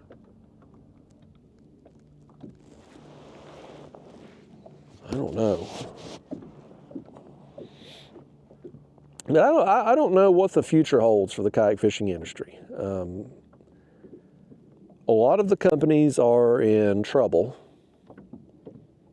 They made some poor decisions there during the pandemic and all that, when it was supply and demand back then. There was a huge demand for kayaks. A lot of them overspent, thinking that demand would last forever, in which it tapered off. And some of these companies have had a hard time. Hobie is in shambles, from last I've heard. They're on the edge of bankruptcy, last I'd heard, looking for a buyer. Johnson Outdoors, which owns Old Town and Minn Kota and Humminbird and a few other brands, like, their stock they're a publicly traded company, so you can see their numbers, and they're down a lot off their peak. I think they were like $70-something a share a few years ago at the peak, and now they're like $20-something a share. Like, they've really had a hard time. So I don't know what the future. I mean, Old Town did just come out with some new models of kayaks and stuff. Like, they've still got some money to put into, I wouldn't say necessarily innovation. I don't think their newest model was very innovative. It looks more like it honestly looks like a Native Titan, is what their new pedal kayak looks like. Now, they've got their electric pedal drive, which is certainly unique in the market. There's no other company, at least as of me filming this, that has an electric bike, electric pedal drive, pedal assist type drive available at the present time, to my knowledge. So that is kind of innovative. But their new kayaks, I didn't really feel, none of them wowed me. I wasn't super impressed, but at least they're coming out with new stuff. Or as most of the other companies right now are just slapping a new coat of paint on what they already got, offering a different color each year and kayak they've already been making. So it'll be interesting to see how it shakes out. Kayak fishing's not dying. The industry's not dead, but I do think we're going through a little bit of a consolidation period where I think while some companies will survive and thrive, I think some other companies will go under. And there'll be some changes up there at the top, probably. So it's not going anywhere, but what it looks like 5 years from now, I mean, I hope the pendulum swings back. Like, I hope it don't just keep going forward with bigger and heavier kayaks. Like, I just can't imagine that's going to be the case. I mean, who the hell wants a 200-pound kayak? And that's what you have. By the time you take, like, this kayak here is 140 pounds dried, you put your motor, batteries, cooler, accessories, I mean, you're 200 pounds. Like, you're forced to use a boat ramp and a trailer. It's got to swing back. The pendulum has to at some point. And that's what I want to see. Like, I want it to swing back. Like, I want some innovation in lighter weight kayaks. And I don't care if it's pedal or make them paddle and that you can put a motor on, or put some innovation into the motor side of things, make the motors lighter weight. I don't know what the answer is, but I don't want 200-pound kayaks. But right now, I'm in the minority. Right now, the people that are entering the sport, the people who are actually spending money in the sport, they're the ones creating the demand for the bigger, heavier, motorized kayaks. So as long as that money keeps coming in, that's what the kayak industry is going to cater to. They got to, I mean, they're running businesses. They got to go where the money is. I get it. I totally get it. No judgment from me. It just ain't what I want. Well, folks, we've been sitting here a few minutes now. Let me see when I turn the camera back on. Damn near 30 minutes. I'm still seeing stuff down here, but it ain't biting, so let's just, let's come off spot lock. Let's get on the move. Let's go out here and work this flat some more. We'll work up this flat, I guess. And I don't know, I'm gonna fish maybe another half hour or so. I'm gonna call it, I won't say I'm gonna call it a day. I need to go try to get us some more bait, and I wanna work on Daniel's kayak and the motor with the live scope. I wanna try to tinker with that a little bit. I've also too, I got a new electric bike for Daphne the dog. I've got it put together, but I need to film with it. So you will have already seen that though, because I need to put that segment onto either the tournament video or my pre-fishing day video. Neither one of those videos have come out yet, obviously, as of me filming this. So you will have already seen the bicycle segment on one of those videos. So I need to film it. I got a lot of little time-consuming projects I need to do. The bait, catching bait will probably take me the longest based on how things have been going. The water fluctuations, the temperature swings, all of that I think has played a role in making bait a little difficult lately. It'll stabilize out. It'll get easier here, hopefully in another month or so, as our water temperatures stabilize and get warmer and we get further into spring. Flip that bail over. There we go. Flip that one too. All right, we on the move. We're just going to work our way back across this flat, get on that outer edge. Hell, who knows? Maybe we should have never deviated off that plan. I let y'all talk me into coming into this creek, and well, it got us a couple bites. We got that one small one in there, and then the bigger one. It just ain't, it's been a dud of a day, man. Overall. That's fishing though, buddy. That's the grind. And that's, when it comes to doing this style of video, these unedited videos, I'm always torn on this, because on one hand, I want the videos to be entertaining, and so I feel like the more action-packed videos are going to be more entertaining, more fish caught, etc., etc. But at the same time, too, I want these videos to be real. And I'm not saying that it's not like the videos where I'm just on a good bite and catching a bunch of fish. Those videos, those days, they're real. It's happening.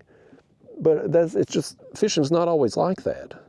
And I want my channel to be a real and authentic look at what fishing is like. And a lot of days are just like this, where you're just out doing stuff, you're trying stuff, and it just, it ain't working on that day. You know, I don't want to post skunk videos. I don't want that, but I don't want my channel to just be a highlight channel where you just see 50 videos a year from me of me just holding up big fish. Like I want to document the process. Yes, I'm going to have a potential to make 50 videos a year of me holding up really big fish, but it's not the first 50 trips that I go on, you know, like there's a process to this. And some days you own them, some days you're not. Some days you're in the right place at the wrong time, sometimes you're just in the wrong place. And it's all part of the journey. And I've talked about this before, though, how it all averages out. You go through slumps, maybe you have a bad day, maybe you have a bad 2 or 3 week stretch, but when you look back on it at the end of the year, it always averages out. You always have periods of time where things go really well, sometimes where it don't, but at the end of the year, it all averages out in the end. And so I try not to take any one day or any 1 week. I try not to get too high or too low. If things aren't going well, I try not to get too down about it. If things are going really good, I try not to get too high, too optimistic off of it, because every time you think you got fish figured out, they throw you a curveball and humble your ass. At least they do me anyway. But I want my channel here, I want it to be a real and authentic documentation of my fishing experiences. And so through that, some days are going to be really good and some days are not so much. And today just happens to be one of them days where we haven't gotten a lot of action. One quality fish, a couple other bites. But you know what? We've been able to accomplish some things out here today with playing with this motor setup a bit, and I'll tell you, I don't hate it. I really don't hate it. I don't know a good solution yet for like landing the kayak, coming up on the shore and stuff like that. I'll figure that out with time. But being able to face my rods as we're dragging baits, being able to spot lock and have the wind blow into my back, I kind of like it. I'll have to figure out a way. The other thing too, I don't know that I mentioned earlier, was the battery situation. So when I had the motor on the front, I just run the cord around and into the hatch this way, have my battery sitting there. Right now I've got my battery under the seat. And it's not good for transport there. So if we end up going with this setup permanent, I'll probably just extend my motor wire and keep the battery there in the front hatch. That's probably what I'll do. Because even having the battery back up there again, the bulk of the weight, the motor's like 40 pounds. And that's where the bulk of the weight comes from on the bow mount there, as far as like taking water over the bow in choppy conditions. That's what causes most of it. Now, granted, last year when I had the motor battery, the live scope and accessories and all that, all in that front hatch, that was a lot of weight up there. So just taking the live scope off was a big percentage of that weight. Now I removed the bow mount, so we can put the battery up there and still, I think, handle bigger water more effectively. But we got to figure out for sure if we want to keep the motor back there, and I don't know. We'll play with it some more. I think it's got a lot of potential. Another option, maybe too, I don't know if it'd be possible on this setup or not. Like if we could, I don't think you can on this one because of that lever. I was going to say if it would be possible for us to rig something up to like the bottom of the motor itself and pull a cord to, instead of raising the motor up and it flipping back this way, to just raise it straight up. That would allow us to come on the shore a lot easier. But I don't think that's possible with this motor. One other thing though I had to do with this setup is my big Yeti cooler that the Loy's got me, I love that cooler, especially when I'm on a road trip. I want to pack it full of bait for a few days. I love that thing. I can't fit it back here and the motor, because when it lays down, the other cooler, it's like 2 or 3 inches too wide to fit. So I had to bring my other cooler back in here for today to be able to lay that motor down. That motor mount there, in case somebody asks me, that is a one objective motor mount. You can see the front 2 screws there. Those go into the what would be your rudder steering access hatch. They go into that. The rear part of that mount connects onto the rear handle back there. And then I just got another Motor Guide quick release plate, bracket, I forget what it's called, but it's basically that little white block up there connects onto your motor mount. The other piece connects onto the bottom of your motor. So you set the motor down on that block, and then there's a pin that goes in there and holds it in place. And so I bought that one objective motor mount and another Motor Guide quick release plate there a long time ago. And so I had all that stuff at my house, but I finally just put it on there yesterday. And I don't hate it, man. I don't hate it. I thought it could either go really good or really bad, and I don't hate it. I think the thing I'm most surprised about is the fact it steers as good as it does when you're going forward. Like yes, the motor does overpower the rudder a little bit, but it's still manageable for what I want to use it for.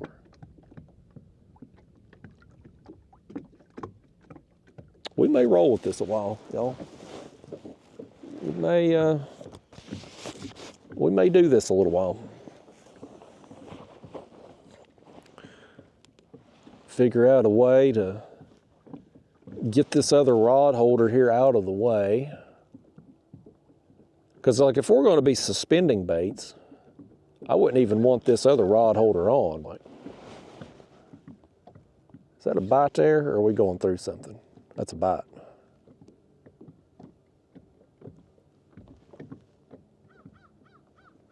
Something was after it. He's after it again. I wish he'd get it. I don't even care if it's a small fish at this point. I just want to catch something. He's still after it. He may have got hooked then. Nope. Just make sure. No, he let it go. Here comes Bass Boater out there. He didn't catch nothing back there.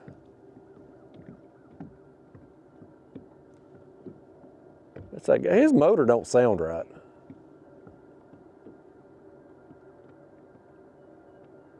It don't sound like it's running right. That fish is still out there after that bait. He's just chewing it up.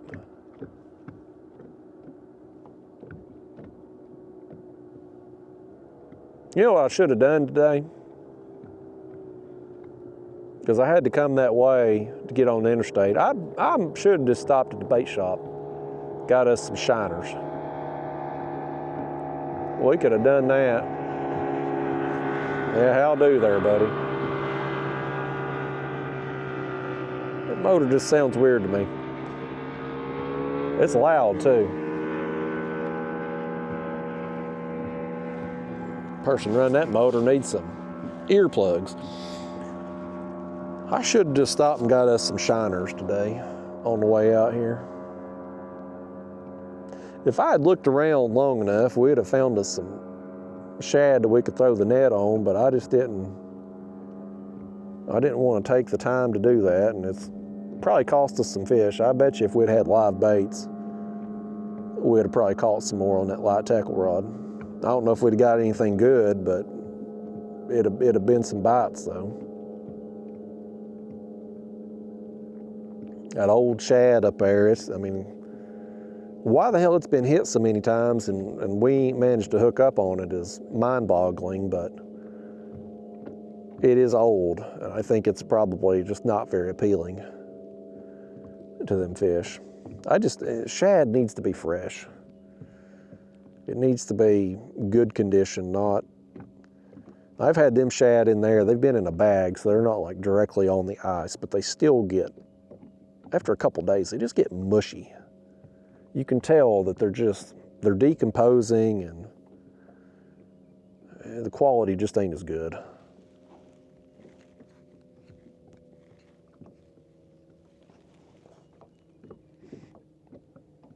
Get back out here on this flat now. I'm gonna work us over to the edge again.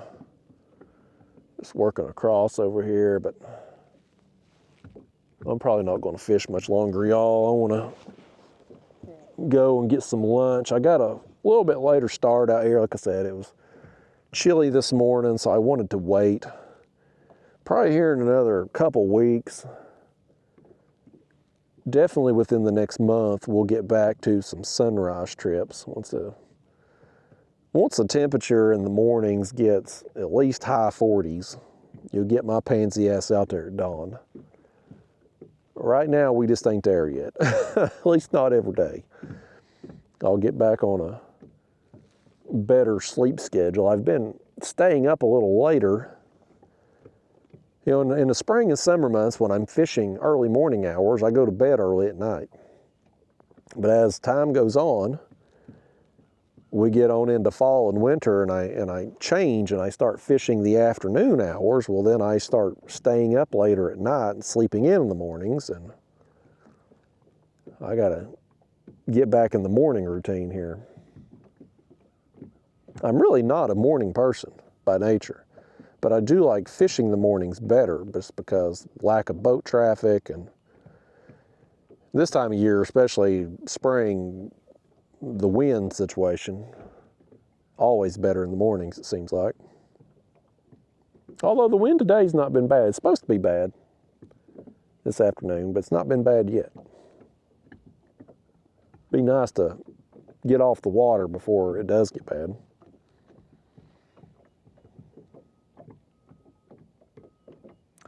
Yeah, I'm gonna go today. We'll get some lunch, go home, and I need to get us some. We've got, how many skipjack did we use today? 3? I'll have to look. We'll definitely need some. I mean, even if I got 2 or 3 skipjack left there in the cooler, which I don't have more than 3 for sure. I can't remember if we've used 2 or 3 skipjack today. I think we've used 3, so I probably have 2 skipjack left. Well, I'm gonna have to have some bait for our next trip. So I need to get some bait this afternoon, at least attempt to get some bait. So I'll get lunch, either work on the kayak of Daniel's kayak with the live scope mount, or film the bicycle segment with Daphne the dog, and then work on trying to get some bait. That's gonna be my plan for the afternoon. If the live scope mount, at least how I want to do it anyway on the new canoe, if it works out, I will try to film some videos with it before I give it back to Daniel. If I get on the water and it's just a complete dud, just a bust, stupid idea, I'll let you all know about it, but I won't bother posting a video on it. No sense wasting anybody's time showing how I've set something up if it don't work out. Hopefully today's video will at least have a little value in the fact that the motor mount here has been successful today. I feel it's been successful anyway. The fishing today, not so much, but I think we should have probably just kept going up this flat, stuck with the original plan. I let them birds talk me into moving back in that creek, and we did get the better quality fish back there, but we really didn't get the action that I had hoped for. And I don't know if we would have got it continuing to work up the flat or not. But surely to goodness we wouldn't have caught any less fish than what we have. So, I mean, second guess yourself. Hindsight's always 20/20, as the saying goes. The better pattern for me lately has been dragging the flats versus being in the creeks. The creeks haven't done as well for me as the flats have. It certainly worked out in Alabama for me, working that flat. On my pre-fishing, on tournament day, I didn't go back to the backs of the creeks, but on pre-fishing day, I went all the way to the back of a couple of them creeks, and I just didn't. There wasn't nothing going on back there. The action was out toward the entrances of the creeks. That's where the bait was, and out on the flats in front of them. And that certainly paid off on tournament day there. You never know. I mean, who knows what would happen if I had spent all day on that spot, but I have to believe in my mind my score would have probably been a little better, and I only got beat by 1 3/4 inches. So I would have definitely had a better chance to win if I'd fished that area the whole day, but I went to the Elk River. It looked good on the map. I hadn't ever fished the mouth of it down there before, but I went for it and swung for the fences, and I swung and missed. Thankfully, I had enough time left to make the move and hit that other ramp, which was just down the road, and got the fish I needed to cash. We adapted. I adapted better on tournament day than what I've done out here today.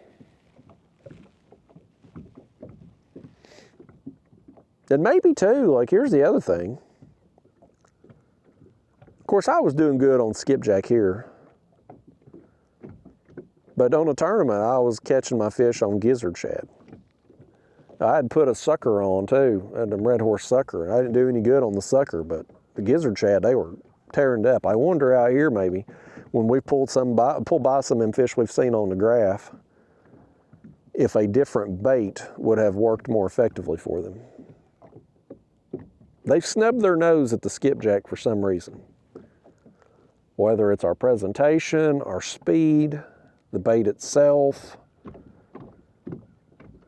something's been off with what we've offered them today. I don't know what, but it just hasn't. They ain't been interested.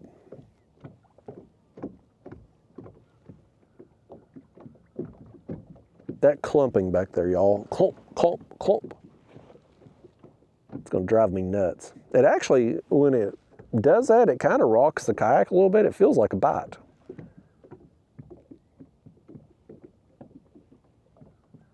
If I end up going back to putting the motor on the front again, it will be because of that noise probably. Like that will be the thing that I just can't adapt to. I'll be curious to see how the microphone's doing too. I'm gonna have to, normally in these unedited videos, I don't watch them at all. I just upload them, they are what they are, but I am gonna have to play back some of this just to try to hear what that sounds like. Because if it drives you all insane, like that's definitely gonna be a big deal.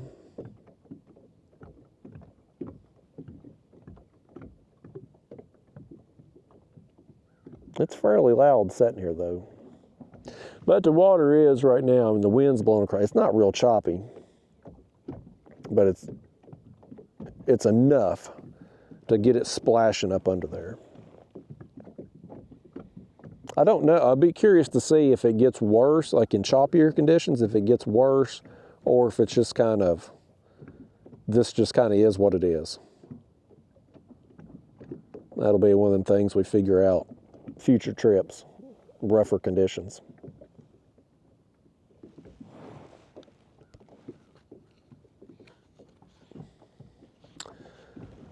Well, fiddlesticks, y'all. I think I'm gonna get out of here. I think I'm gonna call it quits, y'all. We got, I don't know how long we've been at this because I've had to turn the camera off twice. Once for the battery thing, and once because I needed to say some cuss words. So I don't know how long we've been out here, 3 to 4 hours probably. Hasn't been productive at all. I apologize if you tuned in wanting a lot of action today, but today, man, this is real world fishing. That's how it is. We got a few bites. We got one good fish, but we kind of had to grind and go through some dead water, at least what appears to be dead water. We've probably pulled our baits by a bunch of fish that just wasn't interested for whatever reason. But nevertheless, it has been productive from the standpoint of the motor, and so far so good with this setup, other than the noise. We'll see. Time will tell, but like I've said 36 times now, I don't hate it. So that's a good thing. But yeah, I think I'm gonna reel up, y'all, and I just launched right over here, so I do have a pretty good haul to get home though, but I'm gonna go grab a bite to eat and get started on these other tasks, like getting us bait, filming with Daphne the dog. Got to make her a star, or maybe she'll make me a star someday, I don't know. And then I want to work on that mount for Daniel's new canoe. If I can make that work, that would be so huge. Because the way I've done it, I had the other mount, I'd put it on the pole and steer the transducer here. But the problem is, you see a fish, you get your transducer, you're steering the kayak with one hand, or your remote here with one hand, steering the transducer the other. You got to put one of them down to pick up your rod and make a cast. Meanwhile, the kayak's getting blown in the wind, boat wake, whatever, and you move. Being able to control the transducer and the motor and the steering all at the same time, it leaves one hand free all the time. So, and I know some of you say, well, Justin, just put the transducer on the bow mount and steer with the remote. You can do that, but it ain't very responsive. Like, it's gonna be hard to follow a fish with your buttons. I would rather just be able to steer it by hand. Most of the guys in the boat world that are live scoping fish, they got it on their motors, but they're steering with their foot. I can get a foot control for that motor, but I wouldn't want to be standing up in a kayak steering with that thing. If it goes haywire or you get sideways, whatever, you're going for a swim. And I don't think it'd be necessarily very comfortable to be sitting down doing that with the foot. So I don't know. I think it'd be better if I could steer the kayak, operate the motor and the transducer all with one hand. And in theory, you can. It's just, will the kayak track while you're doing it? So that's what we're gonna find out. But anyway, I'm rambling on. I apologize for the lack of action. Again, it's real world fishing. It'll get better in one of these upcoming videos. No promises on the next one, but at some point it will get better. I'll see you in Zen.